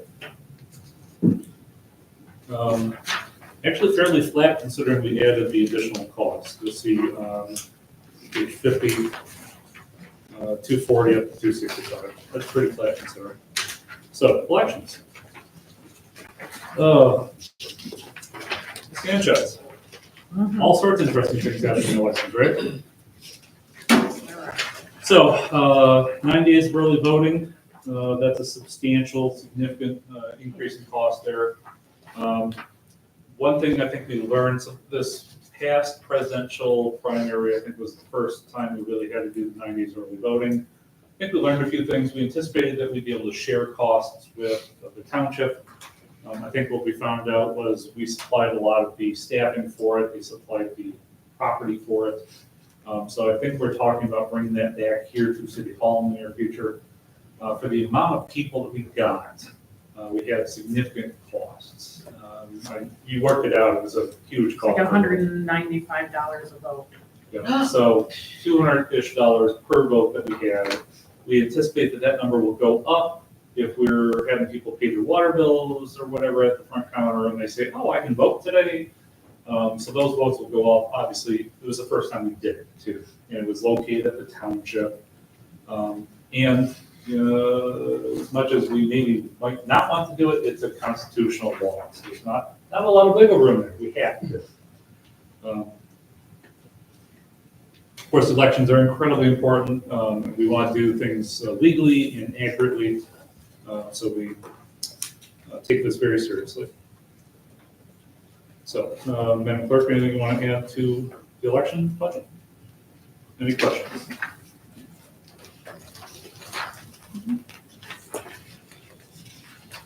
City Hall Building Maintenance Department.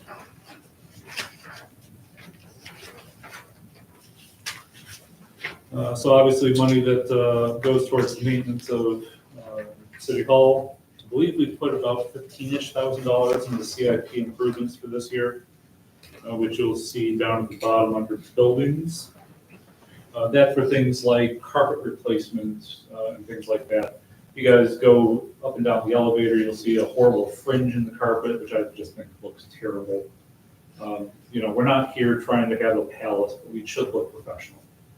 So things like the security improvements we did to the front of the city manager's office, I think we got that done for $9,000-ish. But it's an ongoing building, it costs money, so that's what that budget's for. We should eliminate trip hazards. That too. That could be costly if somebody goes down in the wrong way. Yep, there's all sorts of things that we'd like to do, ADA compliance, trip hazards. Carpet, I mean. Any questions there? Okay. City attorney, page 56. So some of the revenues do come from various departments. You'll see building department and housing pay for part of that. And then you'll see the actual appropriations there. We're estimating about $110,000-ish this year, 135 total, and then we're estimating about $120,000 next year. And you'll see that's down from previous years of 220, 140, 156. Any questions? Police department.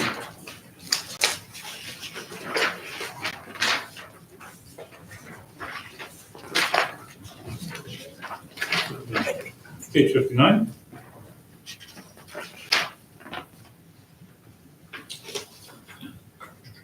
So they bring in more revenues than most departments. You'll see fairly flat, 252,000 up to 258,000.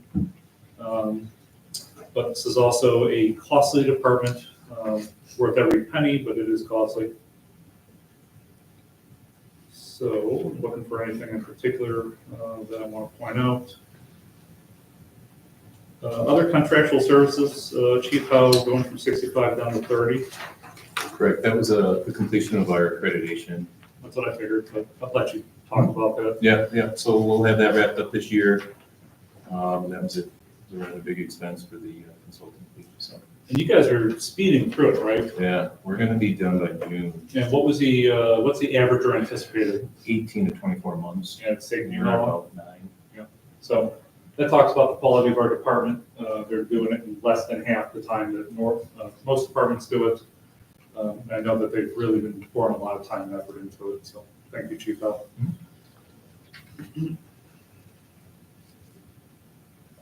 Advertising, it's a little silly, but I'll point it out. 1,000 this year, it's going up to 8,500. I believe this is going to be part of a community outreach program. You want to talk about that? Yeah, our community partnership program, we're gonna be rolling that out here pretty shortly. A lot of that has to do with literature, kind of like a swag bag we want to give to new businesses, talking, getting guys to talk, to do town hall meetings and meet with people and host meetings. We're looking forward to it. We've had so much going on with this accreditation on top of body cams and all this other stuff that we're trying to implement at the same time. So this is going to be perfect to roll out when the new budget starts, because we should have all of that completed on that end, and then we move forward. So that's what a lot of that is. So one thing I would point out, as Chief Howe indicated, body cameras. I'm a big fan and huge believer in body cameras. Despite my days as a criminal defense attorney, I always found that the cameras were bad for my clients, so it's obviously good for the police. One of the downsides of body cameras is that we tend to have a significant increase in FOIA requests for that camera footage. And was it a 3 to 1 time for that? Correct. So for every hour of FOIA footage, it takes about 3 hours to work on, redact, create, etc. So we anticipate the addition of a full-time person. Right. Are we doing that? So a full-time person with salary, etc. So a little cost increase there, but I think it's well worth it. So you'll see a nominal increase, $4 million up to a little over $4.2 million. Any questions? Chief, anything else you want to add to that? Good, I think so. Josh. Do we have anyone in particular work on like cyber crimes, specifically against the younger generation? So this, when the county rolled out a millage, that was part of their platform, was that they were going to do that. I think that has not really come to fruition yet. Obviously, we're not to the completion of the millage, but that was kind of going to be their baby. We send guys to training for it. Do we specialize in it? No. sometimes we would have to refer to MSP with their cyber unit when it gets to stuff like that. Yeah, that's kind of where we're at with it. We've got enough, we have enough knowledge to, if there was a criminal case involved, to do what we need to do on our end to move that case forward. But it's not real specialized, I'll say that. You guys do like conferences and stuff at the high school? Yep. To alarm parents. of- Our SROs do that every year. They do a fantastic job doing that, going over all the latest and greatest stuff on the phones and the vaping and all the other things. It's constantly changing. It is. Yeah, the predators are smart, so when it comes to that. We still have a canine unit, right? Correct. Mhm. We do. I just haven't seen him around. He works Maybe day that's- shift. Yeah, he works day shift. I can't remember how many callouts he's been on this year, but he's still doing the tracking, still doing the bomb threats and whether it's the schools or we had a few instances at some of the shops where they had disgruntled employees and they're calling bomb threats and they're running the dog through there. But yep, he's working. Cool. Thanks. Okay, anything else? Under the contractual services, that went down 34,000. I just wondered, did you get rid of a contractual? That's what we were talking about with the accreditation. Yeah, that was a contracted. Is that the one you're looking at, 615 Yeah. or 815?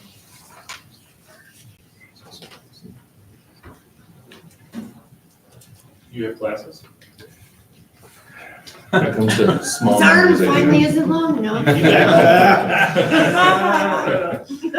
they like bifocal too. All right. It's crazy. Fire and rescue, page 63. Again, I would remind the board that they do bring a significant amount of money from fire runs and protection from townships. One thing I would point out is, it's a little funny, but salary wages part-time is staying from 200,000 to 200,000. The joke there, of course, is that we're doing some shuffling with the employees. I believe the front desk person is going to be changed and allocated towards the police department now. We're taking that cost from that employee and we're going to put it towards more inspection, fire inspection service, because we anticipate their full-time inspector might retire soon. So we want to get somebody in there part-time to do more inspections so that we could probably elevate them to the full-time position in the future. And we also have talked about various additional trainings. We're trying to be a little bit fairer with the rate structure we have for those trainings. But I think with the other changes that we need to that $200,000, that those increased costs, value, benefits of the firefighters will be subsumed in that $200,000. So basically, we're getting more out of the same amount of money.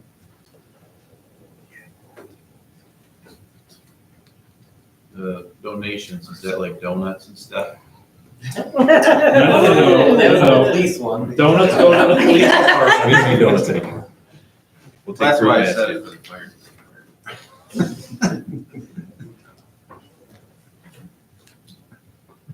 Uniforms going down from 69,000 to 43,000, chief, you want to comment on that? Yeah, excuse me, yeah, that was an accounting issue from the fiscal year we're currently in. We had to hold money over from the previous fiscal year because of the manufacturing time. That's no longer the case. I forgot, he is getting over some strep throat, so I'll try not to make you talk too much. Rodney, do you want to go move now? No, it's too late. I've been around too long. I've been on medication. We're okay. I want to pass anything to this new baby. Yeah, again, you'll see some modest increase there, a loss of 679,000 from 637,000, but Chief Boat, I think, did an excellent job this year, kind of rearranging, being more realistic about his budget. And again, anytime that we think we need to amend the budget, we'll come back and try to convince the commission of any of those increased costs. But I think we'll do an excellent job this year. Department of Public Works, I think we already did that. We can skip that. Yeah, okay. And then next, the cemetery trust. No, housing, page 69, we're still in the general. Just skip a couple And pages. you are killing it, okay. Skip to this. Page 7. Page 7, you were given fake news just now, it's not page 6, and that's page 7. Okay, again, so you're gonna see some of the revenues except previously saw reflected here, Michigan Section 8, some of the money that they bring in there. Any significant changes I want to point out? No, again, fairly flat budget, going up from 342 to 388. That's a result of, various health insurance, retirement type of cost increases. But they do a significant amount of work, not just for the city, but they do work outside of the city for the county as well. Any questions about the housing department?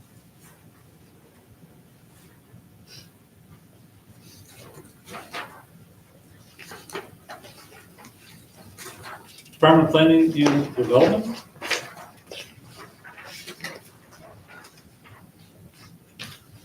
So minor revenues that they bring in, zoning permits, site plan fees, don't anticipate any changes this year.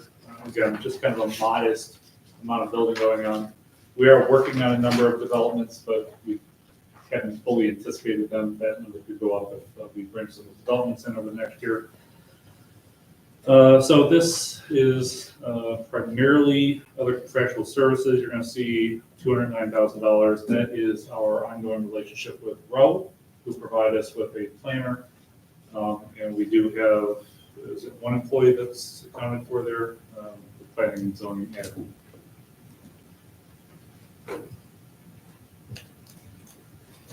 Actually looks like a modest decrease this year, 355,000 down to 330. Any questions?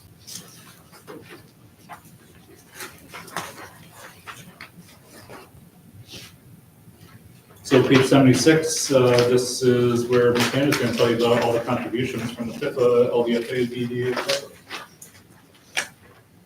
So the contribution from the TIFAs represent an administrative fee that the city charges to collect their revenue and disperse the revenue, as well as the financial statements that I prepare and those services. As we spoke about earlier, there's a large decrease in the contribution from TIFA 3. TIFA 3 in this current year had given the general fund a portion of their revenue back. So that's what represents the $494,000. So that's not a whole lot changing there. The contribution to the townships, those are 425 agreements, where there's properties that were annexed into the city, and we pay the townships each year a portion of the revenue that they had lost based on the taxable value of those properties. Anyone needed further explanations on 425? No, I have a different question. Refresh my memory on TIFA 2. Oh, a big increase. How did you shuffle that money around, or what business did we get in TIFA 2? So as I was reviewing the TIFA plan documents, I identified a couple DPW expenses that were in the plan documents for them to pay for. Salt shed? This is the salt shed, yes. The salt shed, as well as the lean-to structure that is in the general fund. That $53,000 is being requested from TIFA 2 to cover that expense, because the DPW on Bentley Street is in the TIFA 2 district. Right, okay. Yes, so that's the reason for that increase. So that's Thank you. 2 or 3 things you found. She did a great job this year in identifying. So again, one of those things that we talked about at the beginning of the process is we have these wonderful TIFA districts, LDFA districts, all sorts of things. And I just think we've underutilized them to a certain extent over the last couple of years. So the department heads have been challenged to, as part of their budget process, identify which district their various things are in, and then see if we can convince the board to pay for it. So you guys will recall with the police department, fire department, we're gonna try to put these covers, vehicle covers in the parking lot to help prevent snow and damage, et cetera, et cetera. Those are largely being, or entirely being paid for by one of the TIF districts. So just another one of those, let's take the money that we're getting and utilize it appropriately. And of course, Ms. Hannah's done a great job with that. Is there a page that specifically says how much TIFA brings in, or did I miss that page? In the revenue, the negative amount in the revenue, if we flip back to,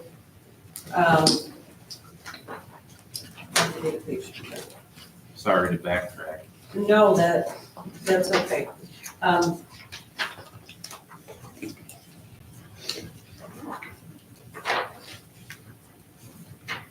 Page 27. So on page 27, Unless you're giving them a minute, they'll have to flip. okay.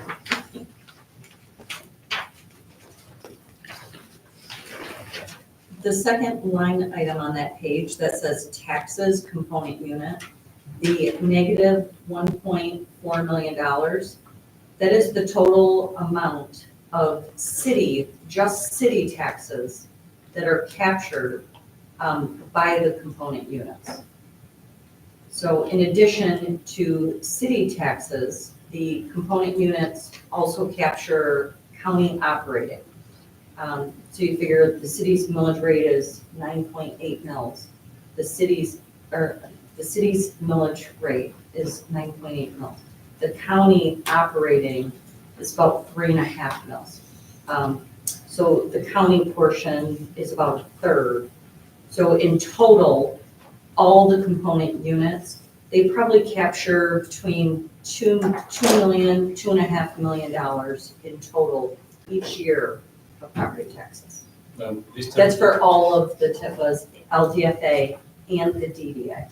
So the TIF districts who still operate like a normal TIFA, like through DDA. The Increase the tax value over base increment, level. yes, there's tax increment finance authority.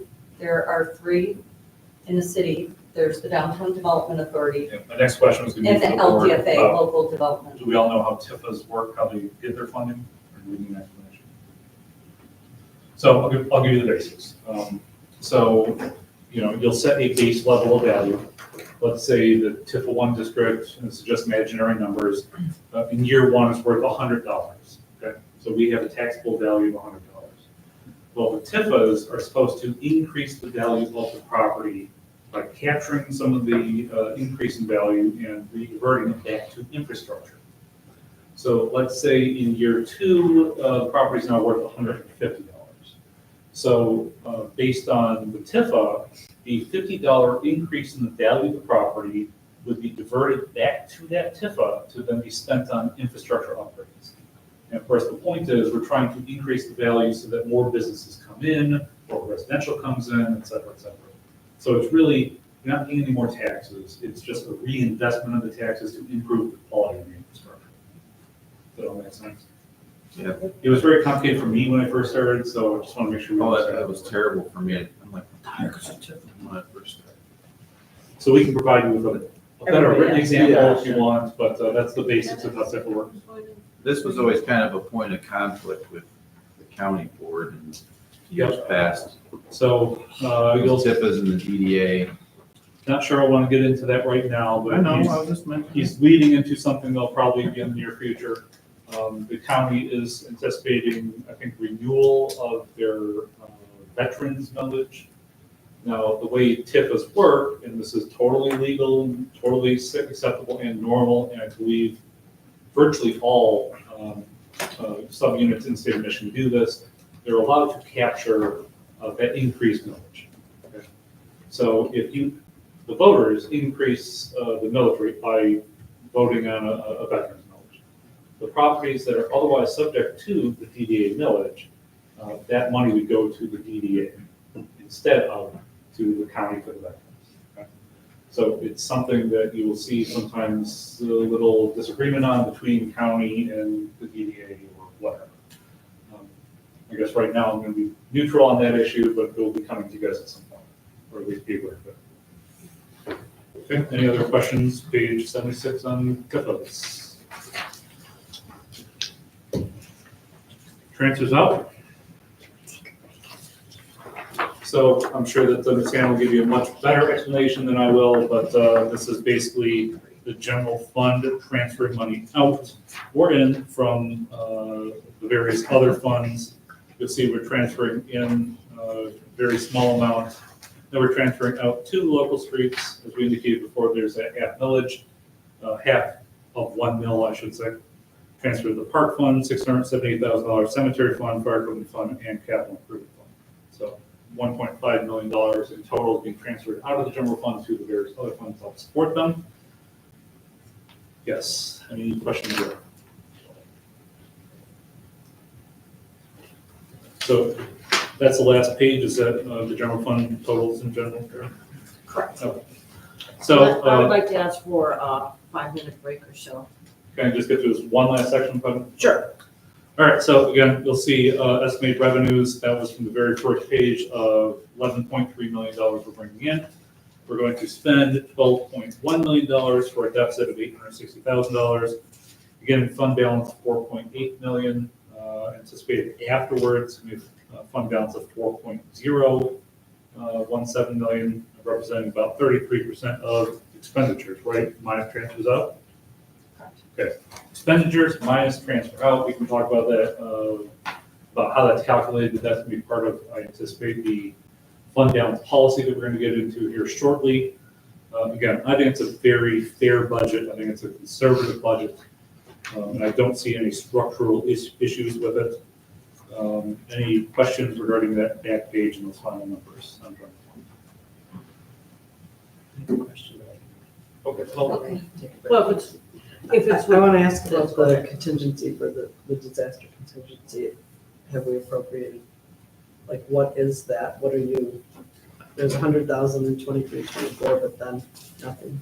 So for the last several years that I've been with the city, every year the city has budgeted 100,000 and that 1,500, or that $1,000, I'm sorry, that's never been spent or used. So Mike and I made the decision to not include that in the budget.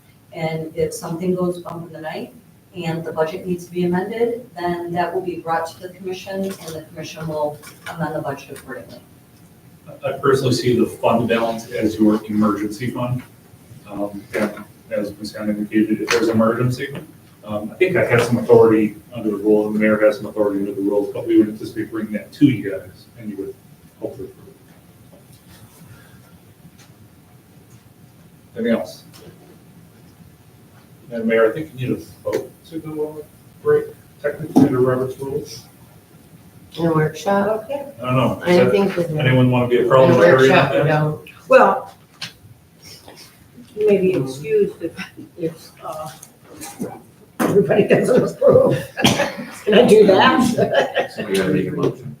Don't have to make a motion to excuse. Yeah, I don't, so I know under Robert's rules, you have to take a vote to take a break, but I don't know if it applies if you're in a workshop session. Ramona says no, and she's my expert. Okay. I guess we'll take a 5-minute break. That's like, I'm not leaving until we figure people it out. getting up individually, because it has been a couple hours. Just want to make sure we're following the rules. I agree. And of course, Mr. Something Brady here will different have than any what we've support. ever for done.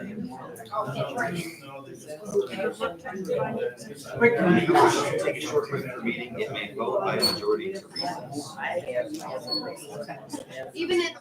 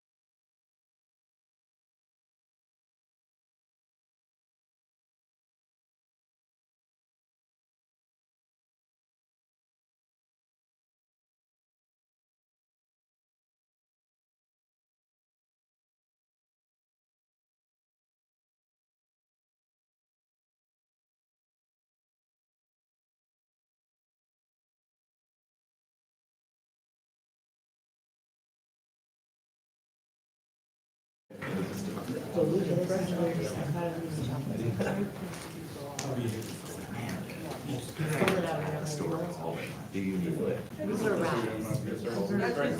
Mayor, you ready to get going? Good.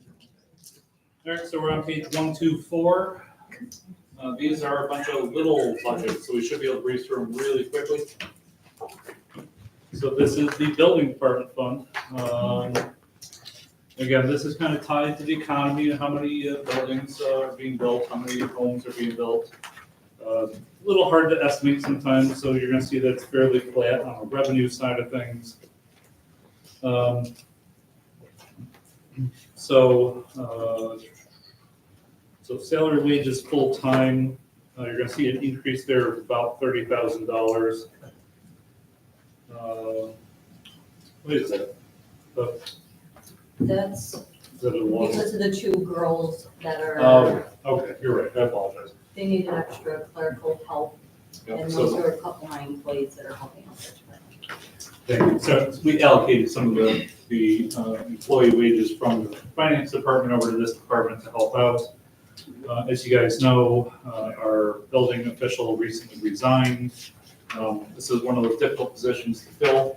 We are putting the advertisement out here very shortly and anticipate 3 or 4 weeks before we do interviews. But that being said, Carolina, the administrator down there, does a great job hustling. She's able to keep that department running. We do have a number of third-party contractors that we pay to help us out. So you're going to see that reflected in, see other contractual services. Unfortunately, this year, because of the loss of the building official, that number is a little high, 130. We anticipate it going down to about 110 next year.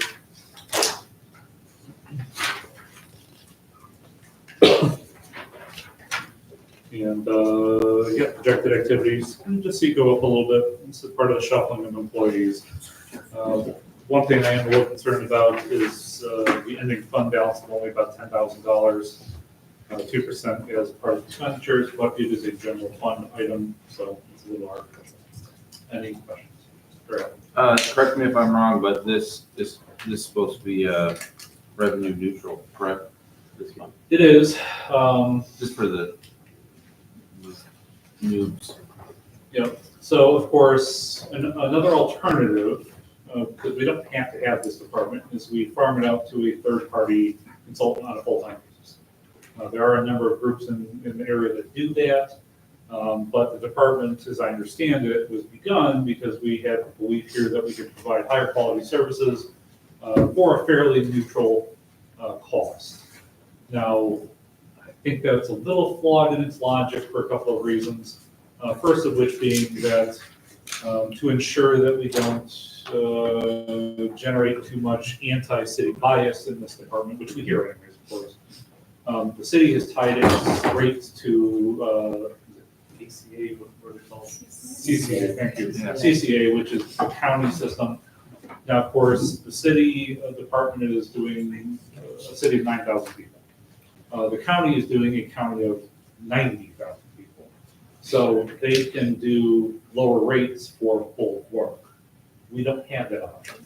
So when we tie our rates to what they're doing, it's almost like, in my opinion, you're using the wrong formula. Obviously, we don't want to charge higher rates, but if you want to be truly neutral, revenue neutral, that's how you do it.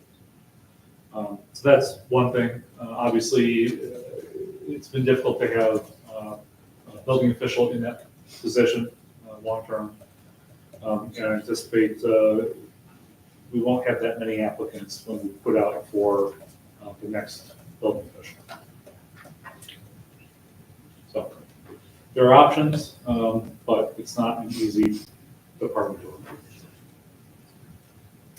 Any questions? I think the commission at that time wanted to line it up with the county, but The fees, the fees. we wanted to be The same or more cheaper. less.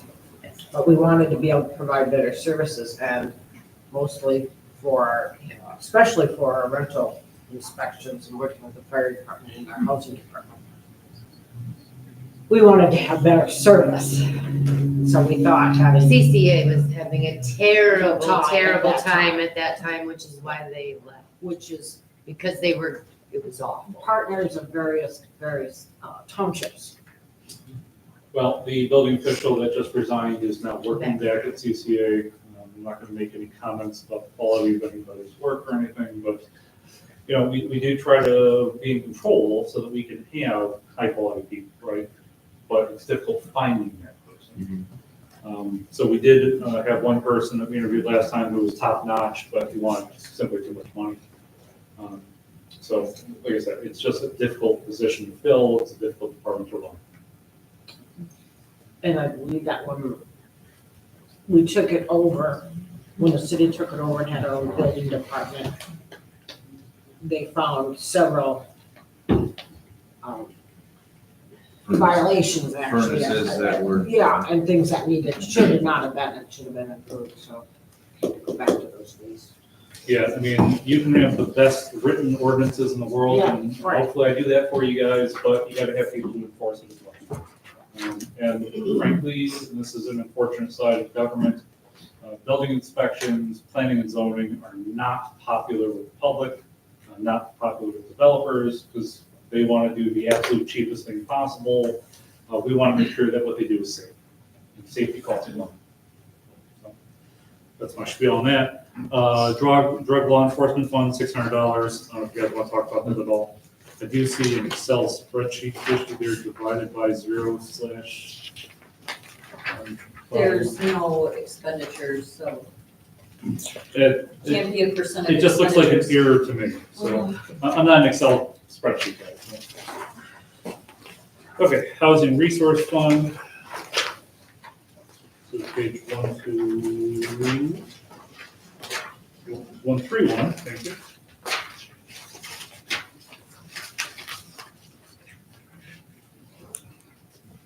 Again, not a very large budget. You do see $300,000 coming in from Mr. Grants Federal. Ms. Sylvester, you want to talk about that? Sure, that money is from the Mishta My Hope grant, which has been recently released and is for energy improvements to homes up to $25,000 per home. So when we got that grant, we received $320,000 for. So she's pushing along and probably will get through some of it this fiscal year, and then we're hoping to expend the larger chunk into next fiscal year. Unfortunately, I don't think anyone here in this room is eligible for that. No, unfortunately, just for conflict of interest, we can't have city officials who vote on and really promote the grant or vote to have the grant funding, so. So, any questions there? Okay. Let's see, general debt service. Yes, we talked about this So we already did that. several times. There's See, we're, transfers in from the various funds that cover the principal and interest on those two bond issues. okay, any questions? Fairly simple. Player equipment, this is your new fund, right? This is, Okay, so again, as we talked about earlier, we like to have the money on hand instead of coming at a later date and saying we need $1 million. So how much are we putting in there per year? 500,000? 500,000. So 500,000. And Mr. Vogt did a great job of looking at the fire trucks and laying out a replacement schedule that we used to build this. Chico does great in everything he does, but especially doing this. Capital Improvement Fund. So you guys saw this already. This is first year of the CIP. Any questions? Because we all remember this. Sorry. No side talk. I had written down great on that fire truck. Yeah, see, it's not just me talking about, it's not just Kelly talking about. You got It is good. Commissioner Brady talking about it. All right, so like I said, we already went over all this, so land acquisition, we're now on the 140.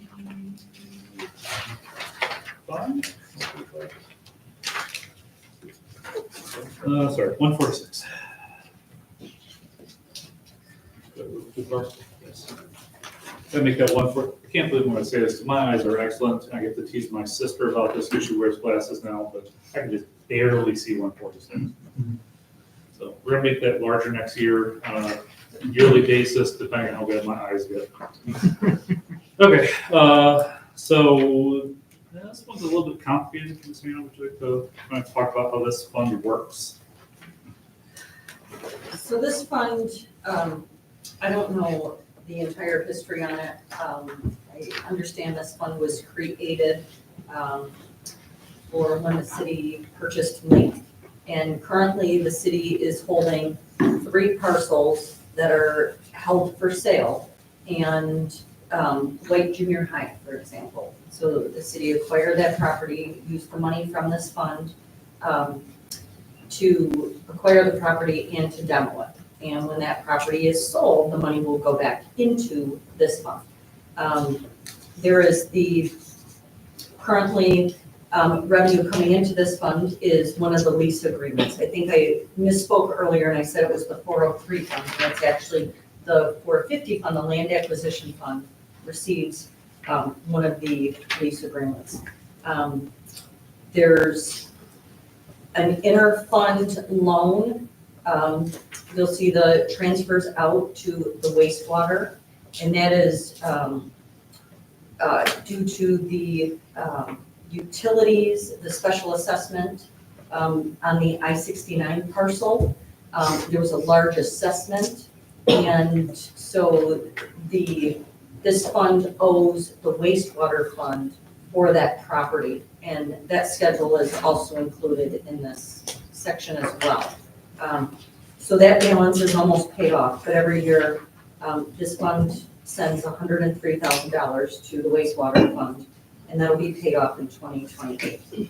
So those 3 parcels, those parcels that are held for sale, are on the city's tax roll, and the city is having to pay property taxes on those 3 parcels. So that expense is also coming out of this fund. So there's not a whole lot of activity, but that's really the purpose of this fund. And the ending working capital, because again, you see an ending fund balance of 1.3 million, but that fund balance is really the value of that property. So it's not cash in the bank. And I always like to look at, how much cash is really in the bank, which is approximately 200,000. Yes.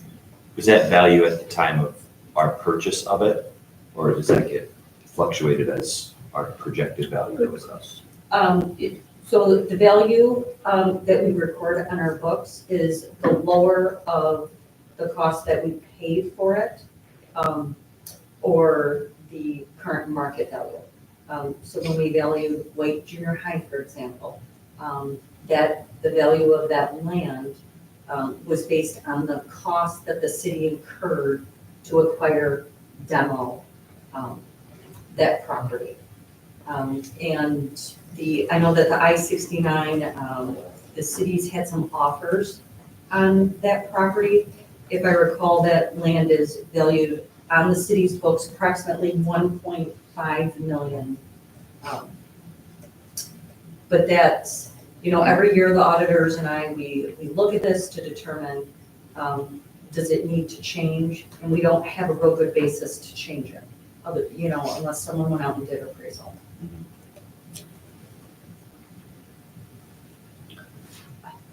Anything else? I would just assume that before you sell it, you get it appraised again. Well, that would be a decision, the city commission would definitely be involved in the sale of any land. So if there were any offers on these properties, that would come to the city commission. So it isn't a set procedure. You don't automatically get an appraisal, a current appraisal on something, unless the city commission says get an appraisal on it. So the sale of land for economic development can be way more complicated than selling your house. So I'll just give you a good example. So the Wake Junior High property, we've been approached, to sell that property. We've got an RFQ that's supposed to be re-released here in the near future. The value of the property, just randomly, I'll guess, is $500,000. Okay? Now, if the city wants to see a particular type of development there, we have to attract somebody to put that development in. If we were just to sell it at market rate at $500,000, now that person who buys it's going to do whatever the heck they want with it. So we will enter into a development agreement where we say, we're going to force you to do what we want you to do. Well, now the value of the property can be negotiated. So let's say it's worth $500,000, but we'll sell it for $400,000. So now the value to the person buying it is $100,000 to go. So is that enough incentive for them to build what I want them to build? Because that might not be the most economically advantageous to them. That's a residential zone. I think you guys have seen some of the basic plans of what we'd like to see out there. But again, in this market, most residential developers are putting together one of two things. Mansion, $400,000, $500,000 houses, or low-income multifamily housing. Because that's where the tax incentives are, that's where the big dollar value is. So if we want to see something more akin to the missing middle, the $175,000 to $250,000 homes, you're going to have to incentivize somebody to buy the property. And the value of the property, the purchase price of the property is one of the ways you can do that. So I'm not encouraging us to do that, and that's an argument that both the developer and myself, Sam Moore, would have to make to you guys, because ultimately you guys are the ones who are responsible for the okaying that type of project. Does that make sense? There's a lot of talking for a very easy topic. All right, so I believe we've done up to infotech, right? Correct. So 174. We're getting towards the end, folks. If you don't mind, Mike. Go right ahead. Okay. So Infotech as well as the telephone. So very similar to motor pool. Each department pays an equipment rental fee into both of these funds based on the equipment that they have. So one is based on how many telephones each department has, and the other is based on the computer equipment. And the city has these two funds that we're setting aside money to fund that equipment replacement. And when it comes to information technology, it's not just equipment replacement, it's also paying for annual service fees, Office 365, the city's accounting software. There's an annual service fee for that. There's Vector. Their annual fees come out of the information technology fund. So both of them receive their revenue from all the city departments, and it's basically meant to recoup the costs, the annual costs, as well as we're setting aside money for future technology replacement. I'm just looking at my budget because this is not something we did in my previous community. And so I learned an awful lot this year about the way the city's budget is. Let's see, where am I at? I just remember looking at the amount in my budget for this specific line item. Equipment rental computer, $6,621. And I said to Ms. Hannah, I said, what kind of computer are you going to buy? That's an awful lot of money per year, right? Seriously? Yeah. So I see it as more of an accounting method to put all the in one place so it's easier to keep track of it. So, any questions? Telephone communication fund, not a whole lot going on there. I assume that's very similar to tech fund. Yes. Yep. So, got a lot of telephones, unfortunately, they're expensive. And we're gonna all put them in one phone. And I believe we already talked about the motor pool. That is correct. We already talked about the motor pool. So, we're effectively done. Any questions you guys would like us to go back over? Mr. Adler? How is our retirement funding going? Do you know what percentage we're at now? Well, our annual valuation has not come out yet. That will come out in late May, early June, usually. Last year, we ended the fiscal year, I believe about 79% funded. So I expect that, investments have been pretty good. Because of course, the value of the investments really contribute to the funding. The city continues to fund pensions, and we also contribute an additional amount every year. So I would expect, as long as the market continues to do well, I would expect that percentage funded would increase. You gotta stop sending me classes. What's the target? I can't remember the target percentage that they So- kind of want us at. I mean, the target Way above percentage is 100%, right? Right, yeah. But for a city of this size, with the retirement that we have, 79% is exceptionally good. I remember we started kind of being a little more aggressive with it because, No, and as soon as we started doing that, then they announced yeah, so the for city has cities that done, were so far below would be. oh yeah, They getting got counted. funded, Yeah. yes. Yeah, no, the city's done an exceptional job of putting money into this system. I have strong disagreements with how MERS operates. Yeah. But it is what it is. So 79% for a city this size, we should have ourselves. I just want to make sure, our retirees and future retirees are.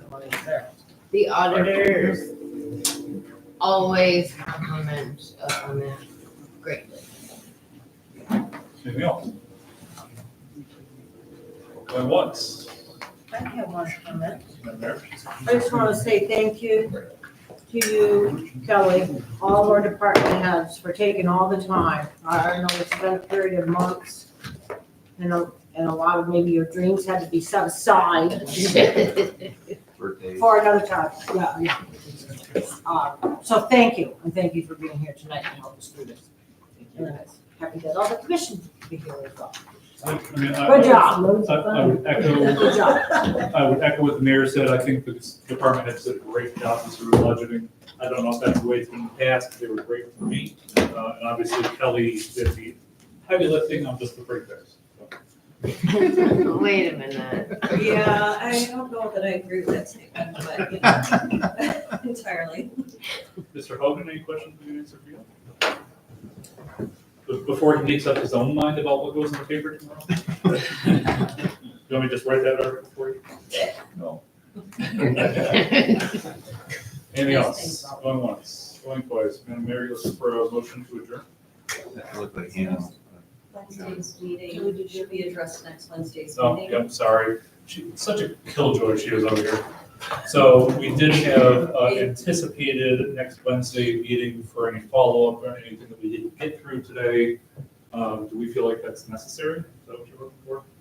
I mean, I think we got through the budget I pretty think we good. went through everything.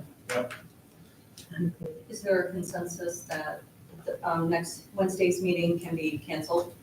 Yes. And of course, we are available on a one-on-one basis. If you guys have questions you want to have Would answered. you like, we probably need a motion done to officially. Well, I don't know, we haven't set a meeting. Okay, so we don't need a motion. All right. Thank you. I call this meeting for this budget workshop. Yeah. Thank you. Done like that. Thank